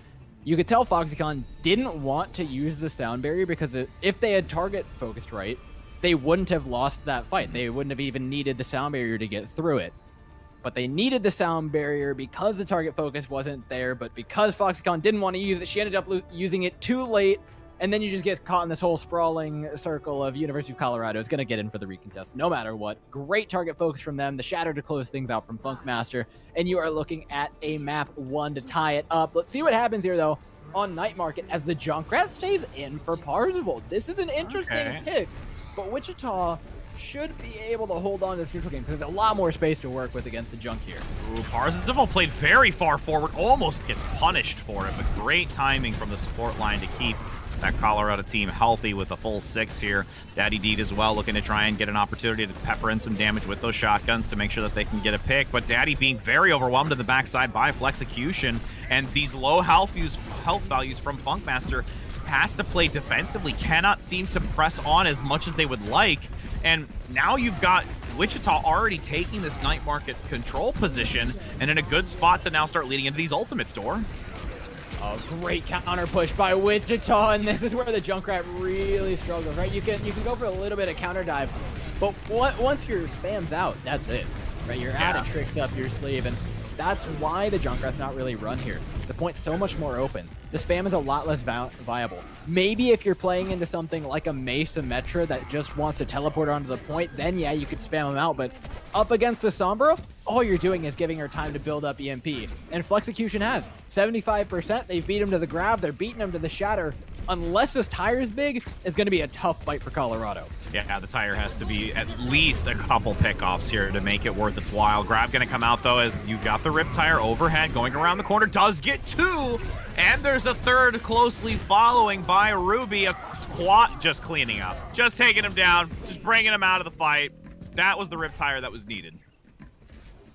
That was expensive. My wallet is hurting just watching that. Oh my lord. I mean, 4 ultimates, you've got a Graviton Surge to follow it up. Foxycon, I mean, there's no way you miss this sound barrier to try and counter, and Flexecution's gonna have an EMP of their own to try and hold this one out. Sound barrier's in. No EMP used. Still a neutral fight for Wichita. Yeah, a little hesitant on going in with that. So you're actually going to see the second support ultimate. They're going to have the Coalescence up front, going to make sure that they can keep this position well from Wichita.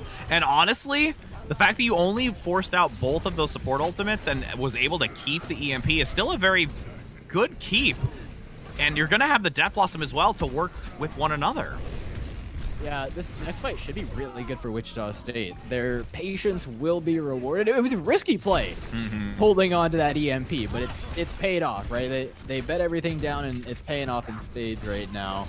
Avoid this Riptire, and you should be all right, as long as it doesn't go as badly as last time. I'm feeling just fine because Daddy D is going to struggle to actually get into the back line of this team. I mean, just look at the distance from him to the Reinhardt right now. You have to get that Death Blossom. It's your only real way. Oh, he's trying to follow up. What a shatter! Yeah, gets multiple members up front. Daddy D just teleporting right into the backside, getting a perfect position to clean up and follow through on that shatter. Able to take it back now at 83%. Team kill 38 and climbing, and Colorado's in a good position with some decent ultimate economy. As we've got that 45 seconds here, it's going to be, again, still a decent amount. Probably about a good 50 seconds still remaining. You've got these 3 ults. Like I said, the Riptire, though, is still available here for Colorado. Gas engagement is going to be a tough one, but Wichita State dropped down straight into the EMP. The follow-ups there for Wichita. This should be a quickly ended one. Yep, Death Blossom going to come in. Nice pickup on both the support and the tank for the front line. As the Reaper goes down, Daddy D can't hold on for another breath as that switchback comes through. And now with these last 15 seconds still remaining, Colorado's going to have to try and continue to keep this percentage gaining, at least to stall it out, or look for a solid regroup. But again, time is ticking away. I mean, this final fight here, University of Colorado have got to win it back. Parsifal's even going to take a bit of time coming out of spawn.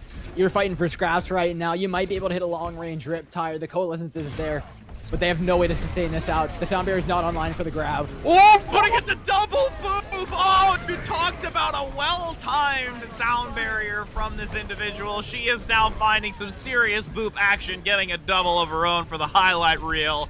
Overtime now going to slowly dwindle away. That is a chance now for Wichita to set the pace going into this first to 3 as round 1. This control map goes to Wichita. Wow. What a way to put some emphasis on the end of a map with a boop like that. Well deserved. If this is not, there it can is. I get it in slow motion? We'll just put it. We'll like do it ourselves. The boop. That was beautiful. I mean, great job taking advantage of the map. Great job recognizing an opportunity to come in. And honestly, been a highlight. Outside of the one sound barrier earlier on control point, that was just really, really awkward to use. I'm not sure there was very right of a time, right? You don't want to throw it in, but you had to make that decision at the right time and wasn't able to. Every other period of time in that map, absolute highlight reel of a player. Wichita State are lucky to have a Lucio that's able to back them up so well, but Colorado don't look too shabby in and of themselves. It was a relatively close one. They can keep it up there, right? They've got a map too. I don't think there's too much they need to adjust. It's more about being a little bit more proactive. I think that's what Wichita State have been doing, right? They've been taking the fight to University of Colorado, especially with the Junkrat being around there.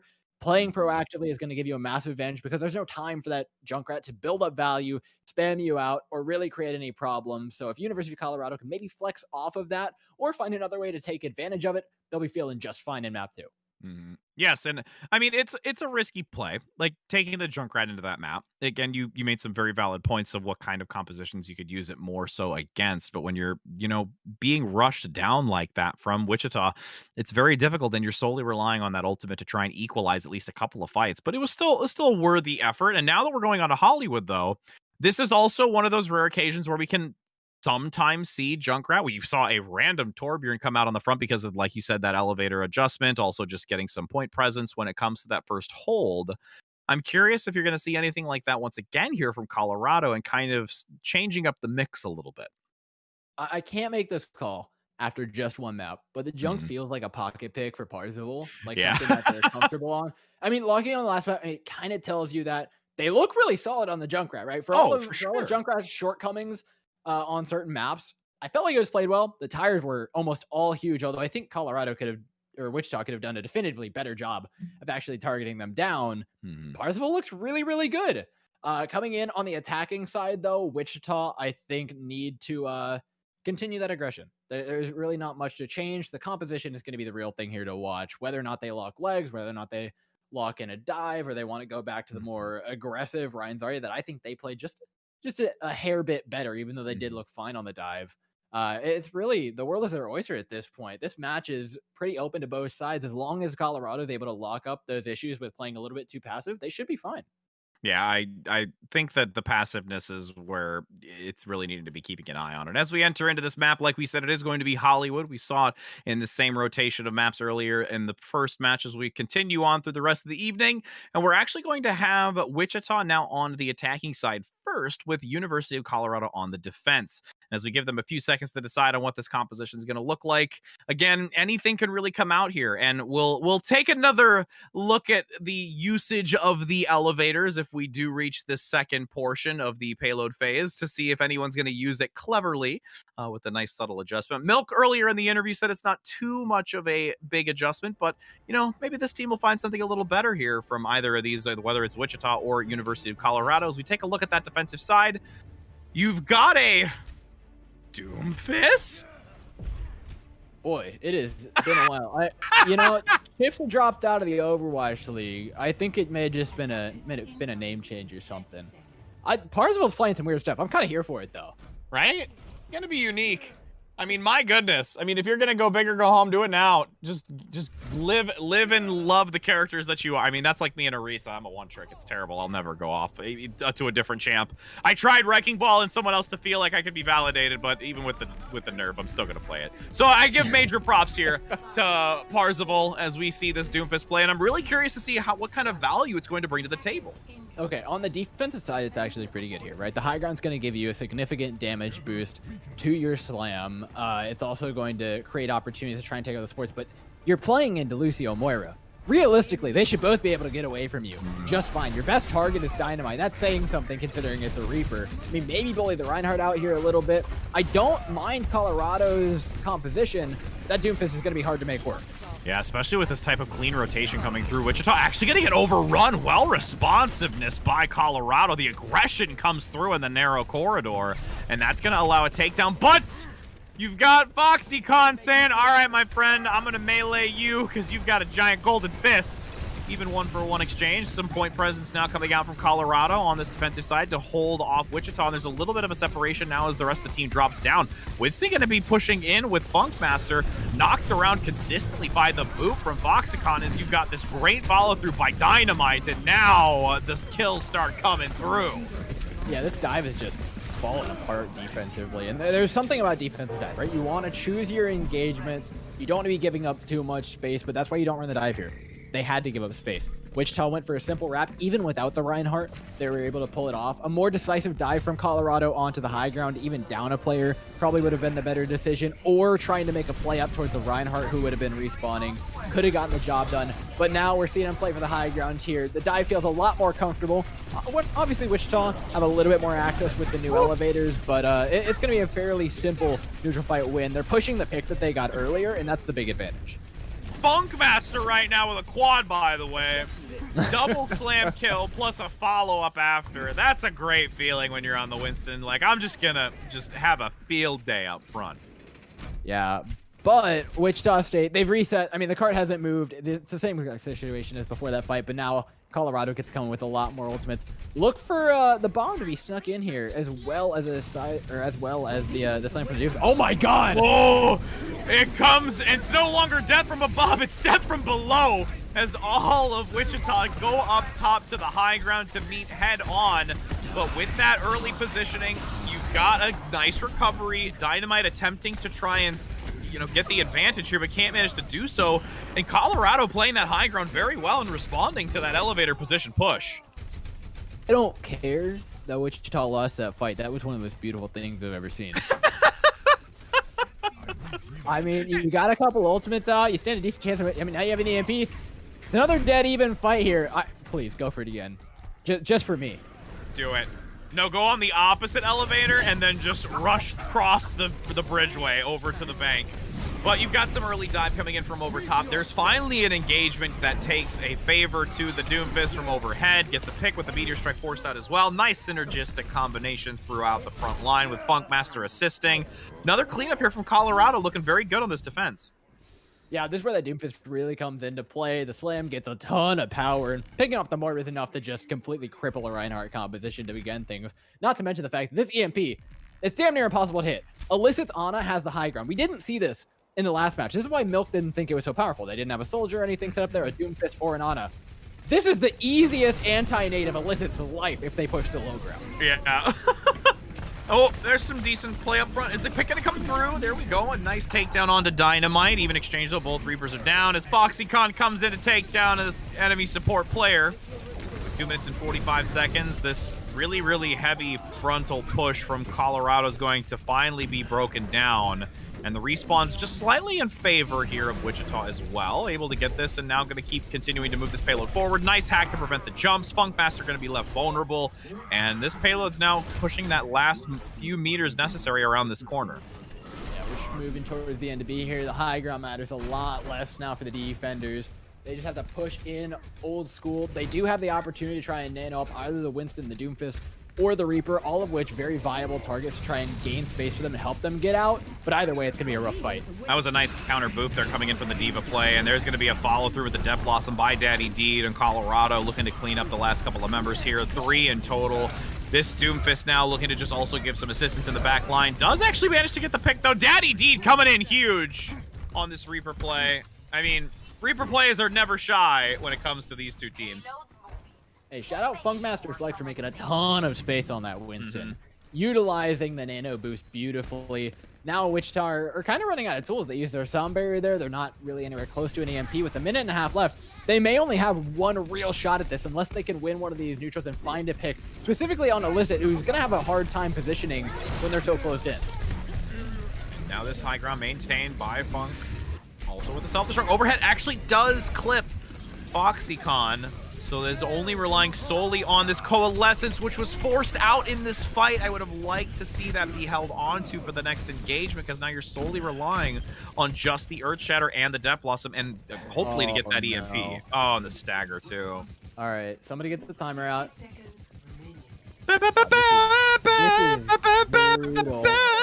Yeah. All right, well, that's over with. Commercial break's done. Now it's another push from Wichita State. 46 seconds. Last fight territory. No EMP online for full execution quite yet, but there is just enough time to get it up. It's a long way to go, but this is realistically going to be their only chance. They need to get on top of Illicit. This Ana's going to go uncontested for a while, and Colorado's done a great job making space for him, but Wichita are using the high ground to try and do exactly that. Swift movement coming through, does force the Meteor Strike, looks for the reposition, does get some decent damage, but not going to get the kill that they would have liked up front, as you've got a huge amount of damage hyper-focused onto the Doomfist. Nice exchange, though. Draws attention away so you can get Dynamite taken out from Funkmaster. With this drop down to the low ground, 10 seconds still to go. Ultimate's going to be available with the EMP for Flexecution, along with that Earthshatter that comes out up front, gets the pin, gets also the follow-through and damage onto the Diva, but still unable to get the D-Mech right now as the overtime commences. Few meters still left to go. Ruby attempting to get back into the mech for Colorado to try and keep this alive as Daddy D with that Death Blossom comes through. The triple in the back as well with a counter Death Blossom looking to shut it down to stay in the fight, but it's not going to be enough. The defense regroups, the spawn is there, and you will have Wichita not able to reach this next checkpoint just before the double doors. It was a really weird fight, Rich. It really Right, was. So they went up to the high ground to try and find a way to more easily be able to speed boost on top of the Ana and take out the supports. They were met by two DPS who absolutely had no plans of leaving that high ground, no matter how much health it cost them. And so you don't need to take out the Ana if the DPS are going to stay on the high ground, because the Ana can't see the high ground. Both the DPS die for that. Absolutely should be a fight win for Wichita, but then Colorado come in with spawns, and I mean, the Death Blossom sealed it all out there. That was the nail in the coffin to try and secure that push, though. The fight looked like it was going the way of Wichita, and it rightfully should have. Both the DPS of Colorado thought they were just invincible for some reason, and then Colorado pulled it back. Off the back of some really solid support and tank play to hold on to that cart and get their spawns back in. Let's see if they can continue that high rate of success on the attacking side of things, where Daddy D is looking to leak a little bit of ninja into this lobby, and oh my god, this is about to get up close and personal. Okay, wait. My producer just said I'm getting baited. And honestly, I really hope not. I don't know. He doesn't know. He's just saying that I'm about to look like a fool. And you know what? I'm going to put faith in Daddy D to give me what I want and play this game right now. But we've got Flexecution on the Torb at least, so maybe we've got at least some kind of hope. Let's be real. Doom Genji into Torb is a tough matchup, to say the least. Wichita are going to have a field day of trying to deal with this. The dive, like, it's a nice idea, but I don't know what you're going to dive on this team. I mean, the producer, how dare you lie to us? Don't give us a false, don't do that to us, because we're going to see this Genji now up top going in with a dive. Has to bail out quickly, cannot manage to stay up top. I mean, there's a nice coordinated play coming out from Colorado going in and out of that fight without losing any value here, so I give them credit, at least for that point so far. With another engagement coming in, diving well, communicated effectively, no one getting picked off just yet, but there has to be a kill finally coming through. Parzival does go down. Now the follow-up onto Funkmaster. Daddy D at least takes something out of this fight, so their worthwhile is there, but it's not going to be enough. And honestly, Wichita's in a prime position to hold this. It's a small thing, but I really like that call from Seed as well. Pushes them out, it gets their teammates a few more bits of ultimate charge, and I mean, it's exactly like I said. When you're playing dive into this composition and your best target is to dive the turret, I mean, that's just life, man. That's how it's going to be. You're going to be diving and not finding much value. You have to play the neutral game for a long time until you can get something online to try and rightfully close out this fight. And Daddy D is coming up on this blade, but it's got to be big.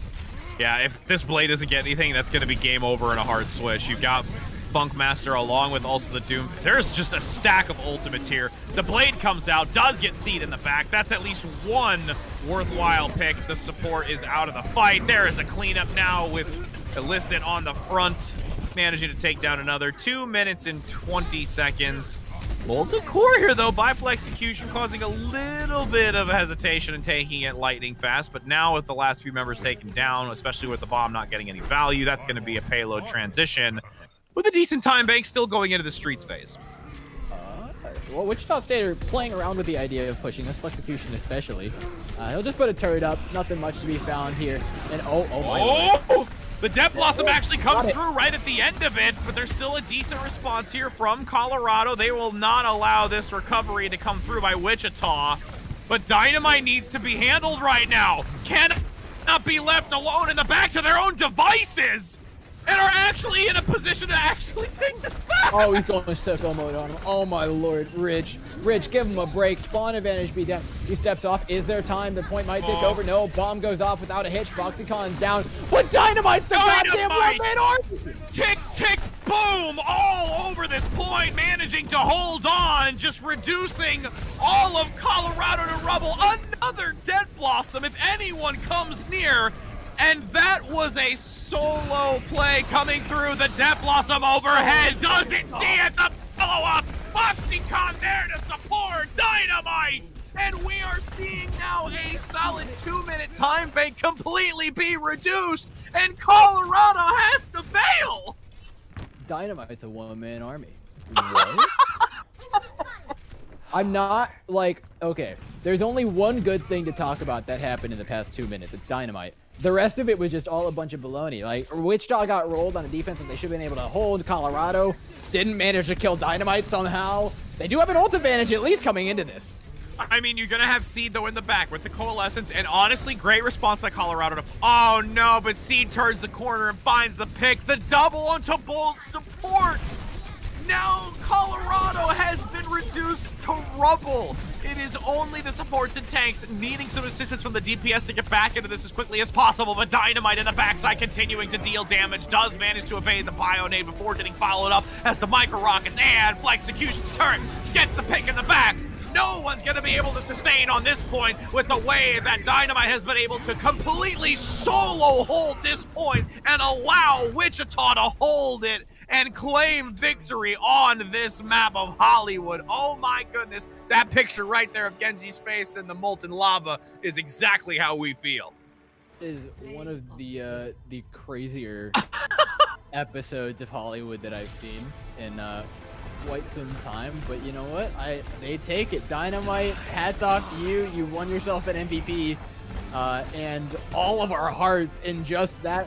I'm confused by what Colorado were trying to do. They ran a Genji without the Ana. They didn't have Nano Blade. They had a Doomfist, and then it worked, and then it didn't work because Dynamite killed everybody, and then it didn't work again because they didn't have any ultimates. And I mean, realistically, there were 2, maybe 3 fights if you count the one that Dynamite just soloed in that entire push. That was the weirdest thing ever, but I'm genuinely impressed that Wichita State were able to hold on and restabilize after that. If there's something that you post on Twitter about the way that you play a game in a competitive match, it's going to be a moment like that. I mean, my goodness, I just am still floored by that ability to just keep that point for as long as possible. And Dynamite also being very elusive, like managing to know when to go on and off of the point, know exactly how much time they have, repositioning for the high ground depth loss. So there were so many different dynamics to that. The coordination for the team getting back, just serious power play coming out from that individual. But we're going to allow ourselves to recoup from that as we go to a brief break before getting into this third match, which could potentially be Wichita closing it out right now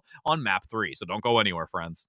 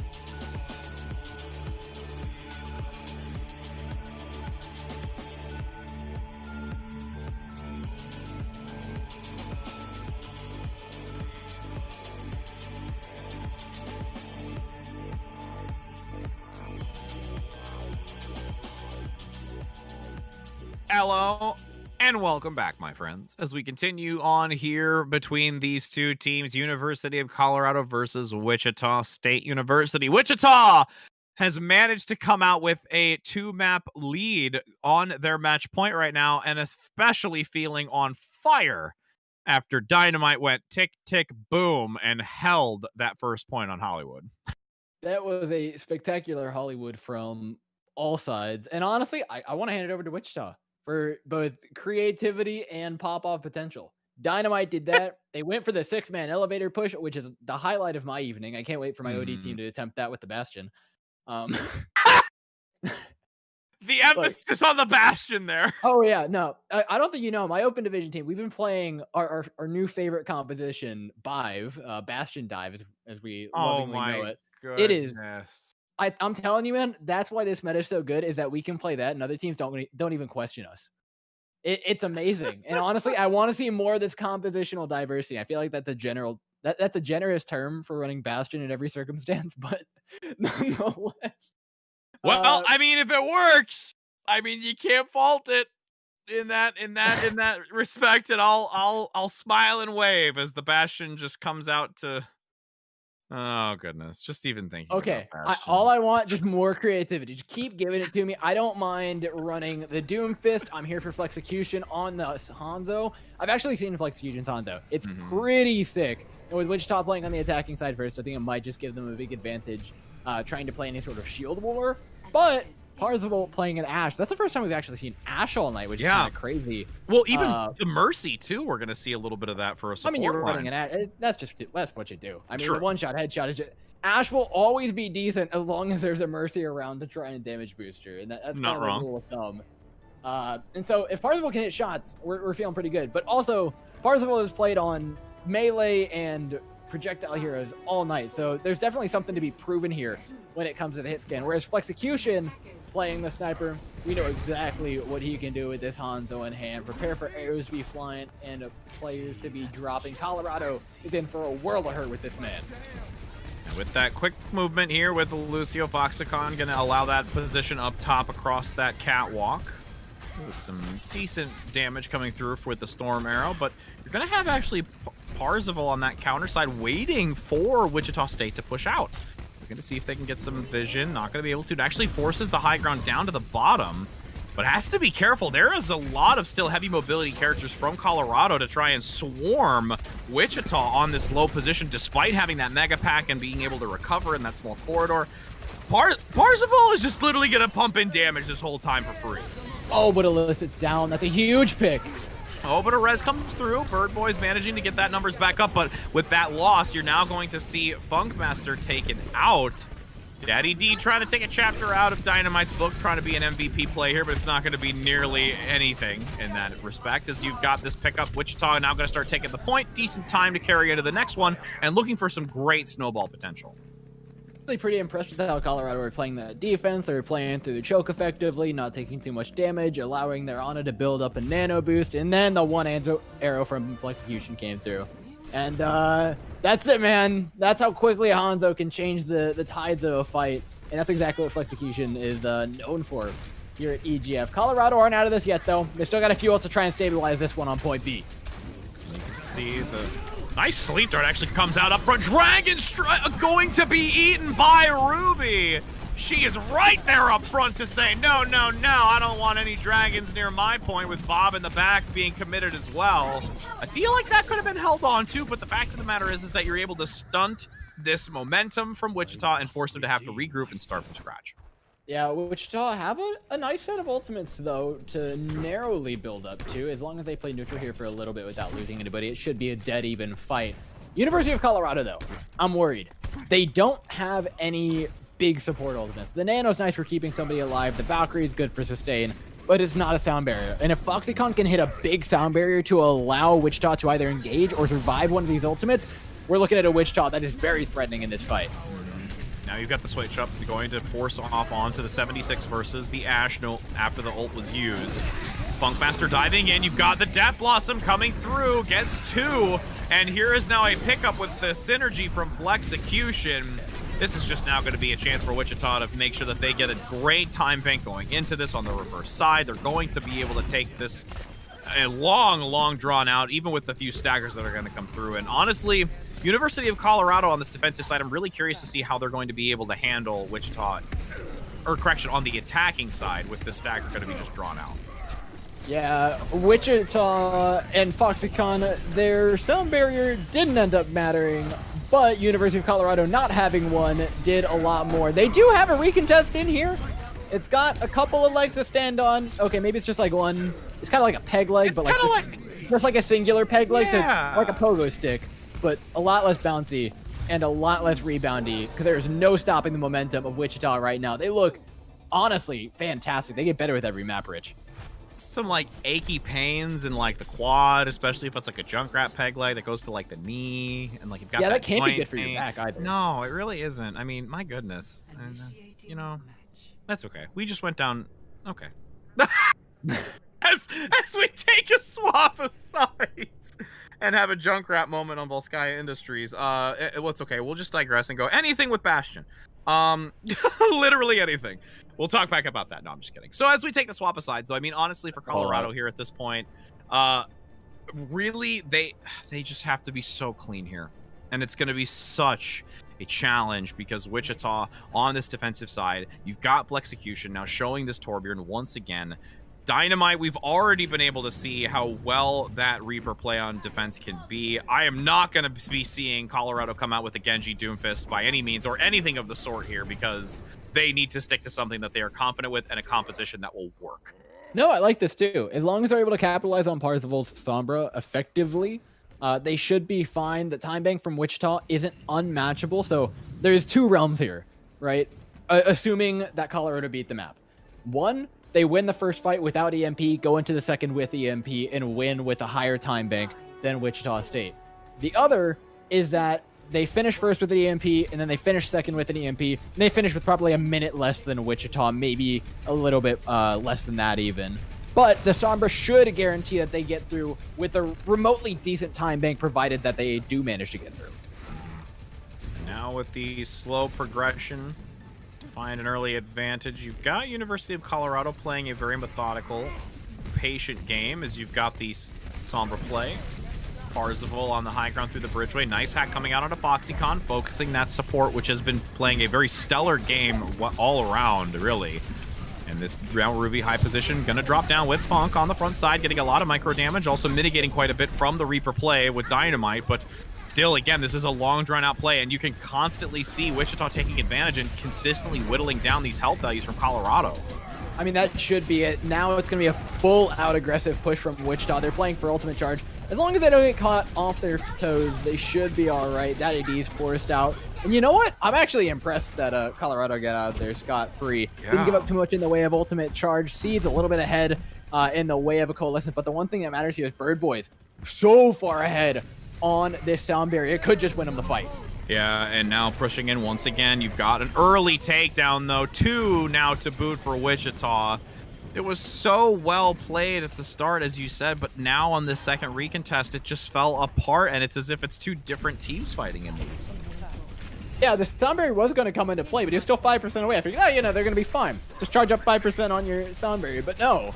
Somehow, Wichita managed to push out before they got the sound barrier up. That's huge, because now it allows Wichita a lot more ultimate charge, and most notably, this Molten Core. That is just the bane of dive. Like, what are you going to go on? It's all on fire. Lava burns, friends. Lava burns.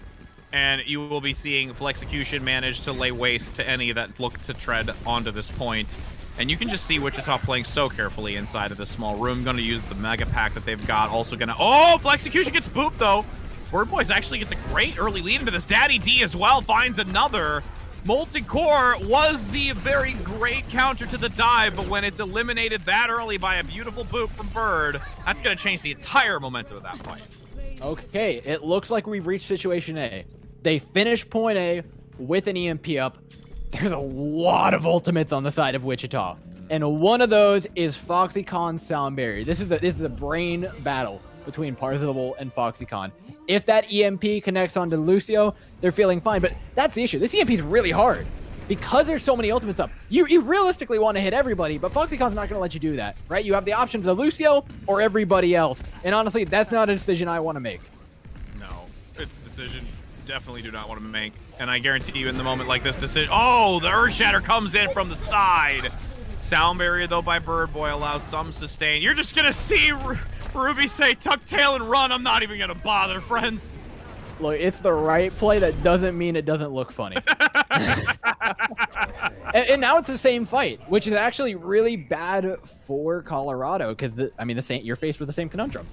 They used one ultimate in that fight. You still have a boatload more to go up against Wichita. This EMP is guaranteed next to no value. I mean, you've lost your sound barrier. This is just incredibly hard, right? You're navigating a minefield of ultimates if you're Colorado.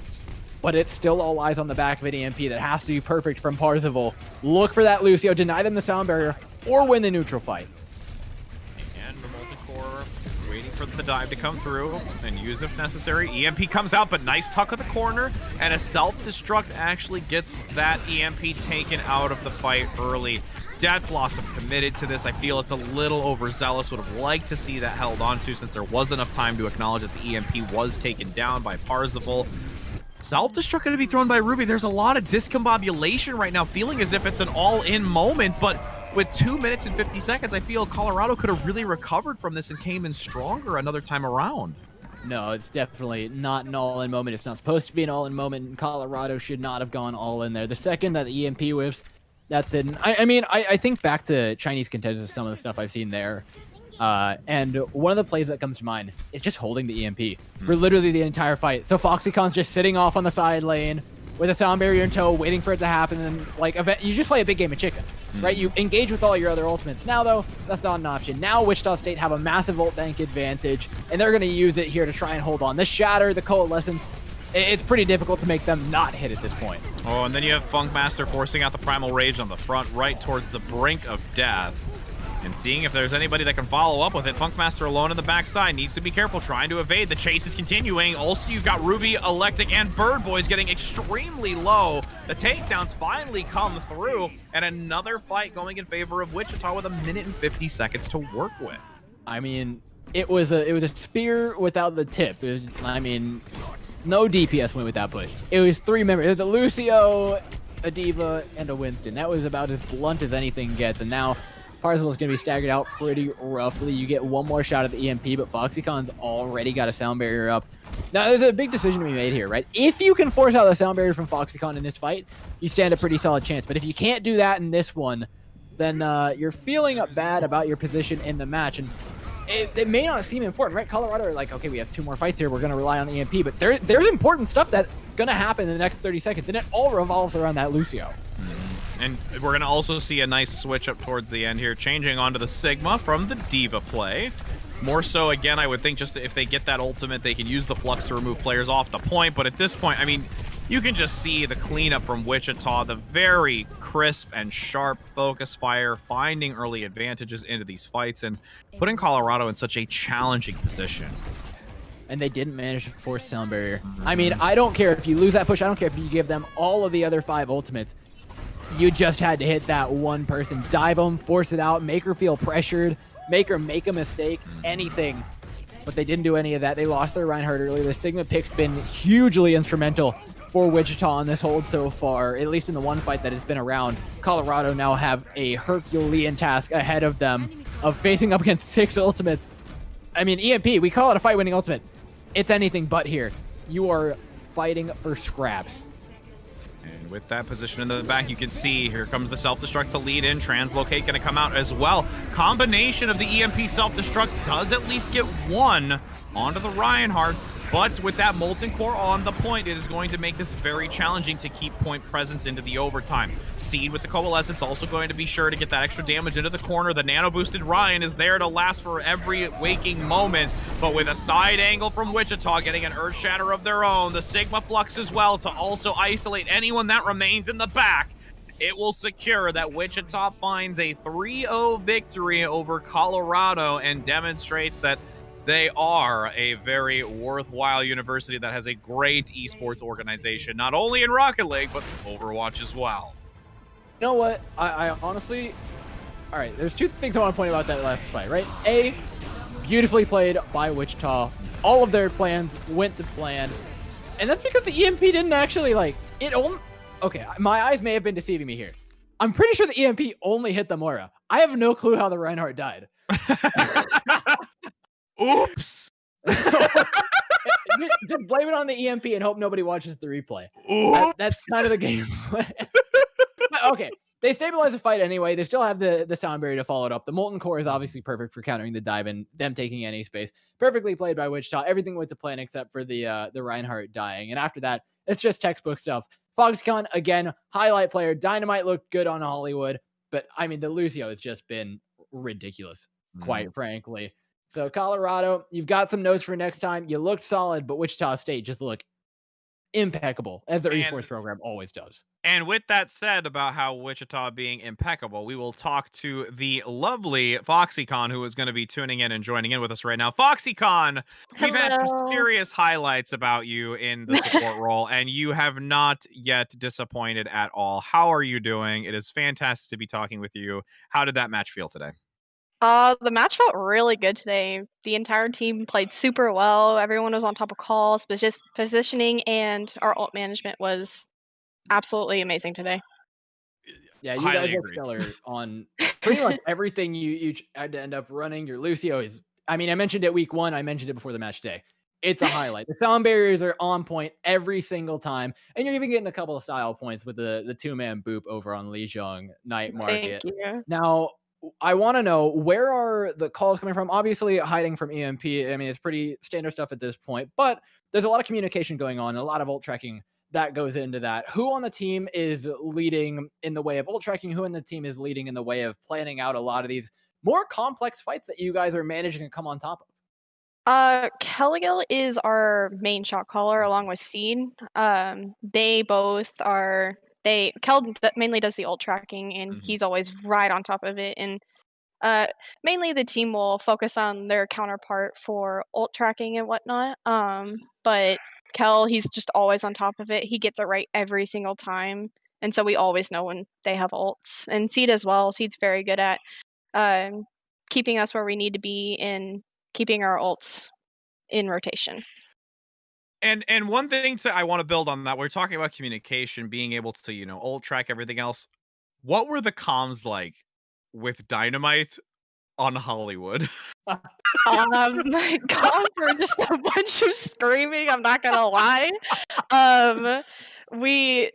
Someone had made the call that we probably lost the point, and I don't remember who called it, but somebody called just keep fighting, keep going, and we dedicated everything into that point, and sure enough, we came out on top because of it. So yeah, no, that was both me and Dor were absolutely floored by that display, and just honestly, we were just jarred by the fact that was able to come out on top. But major props to all of you for being able to take that and put quite a style on that match. Thank you. All right, one more, because Hollywood was just such a gem of a match. Who called 6-man on the elevator, and how do I just give them the biggest high five right now because I love them?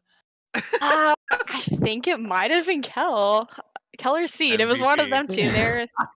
It's always them making the great calls for us. So it may not have worked, but it was one of the most majestic plays I've ever seen, and I can't wait to go Dor's moment. That is Dor's moment when you go back to these replays and you see Dor just basically flourish in that moment and want to steal that strat.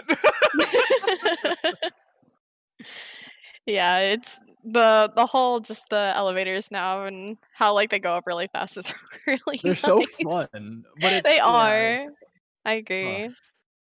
Well, I mean, we do truly want to thank you for your time. It has been absolutely an awesome opportunity to speak with you. As we've said, stellar play from you among the rest of your team who have been doing a great job. I know we talk a little bit about how, Wichita has such a Rocket League, very centric, history, and you're very much paving the way for Overwatch as well and really demonstrating how you're a very, very large force to be reckoned with. So we very much greatly appreciate your time, FoxyCon. Thank you. I appreciate it as well. Absolutely. Well, you have a wonderful rest of your night. And for those of you that are still tuning in, like I said, that's match 2 down. We've still got 3 more to go, but I will not be the one continuing here. It's still going to be the lovely and amazing Door coming in with our second caster. We are going to get Tug coming in right now. So we are going to go to a brief break before entering into our next match. So don't go anywhere so we can continue this EGF Overwatch Collegiate Tournament.